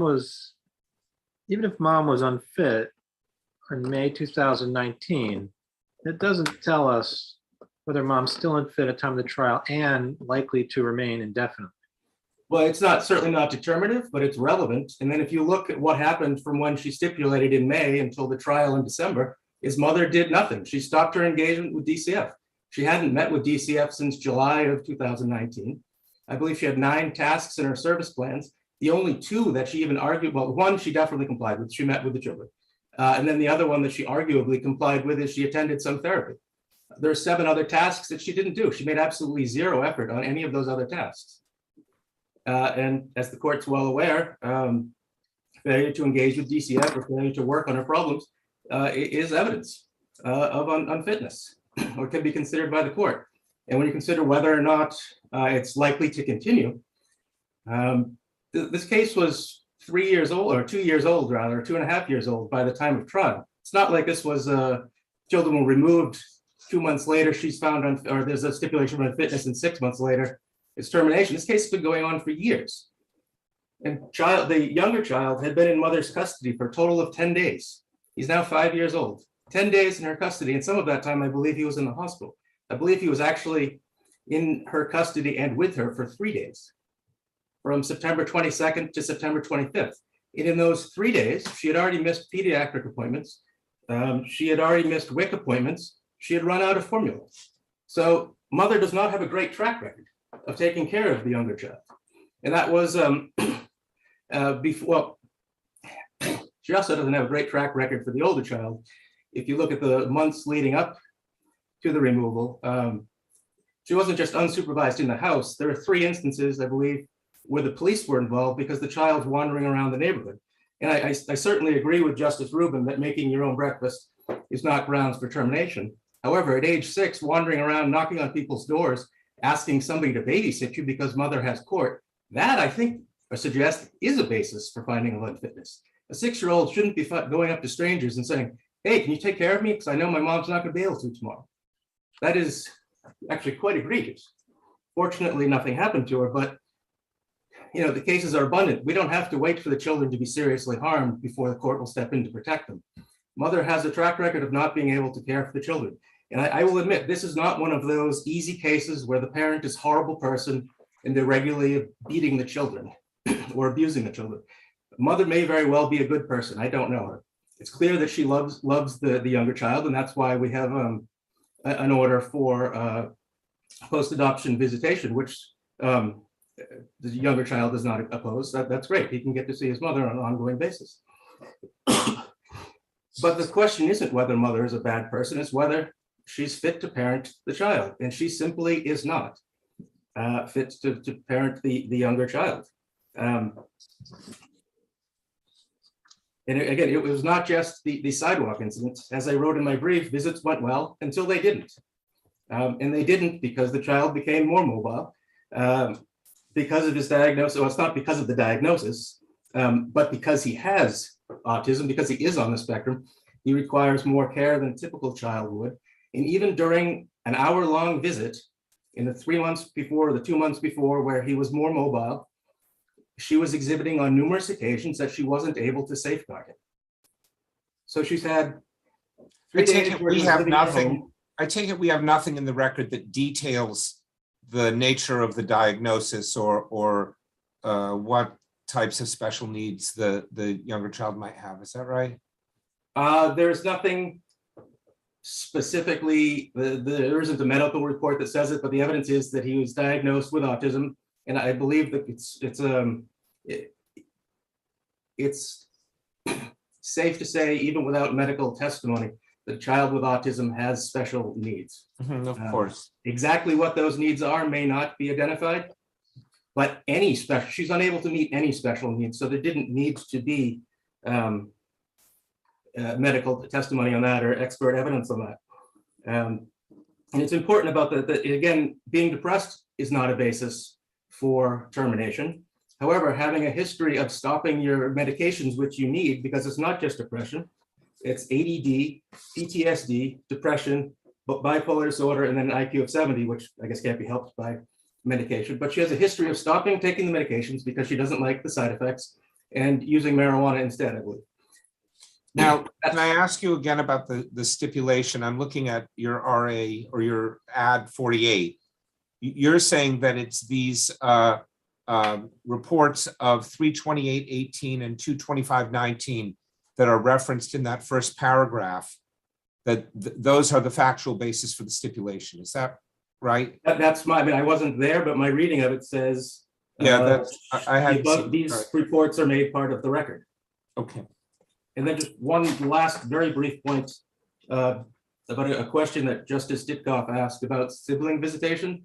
There is an order for sibling visitation to occur at least monthly, and my understanding is there have been some hiccups during COVID, but going forward, there is a schedule. I think it's like the 3rd Friday of the month or something, or the 3rd Saturday rather of the month. There's a plan that the children will get together. So sibling visitation should be occurring on a regular basis. Okay, thank you very much. Your time has expired unless I see any other questions, and I do not. Thank you all very much. These are very hard cases, obviously, for us and for the parties and for you. So we appreciate your excellent and helpful work on them.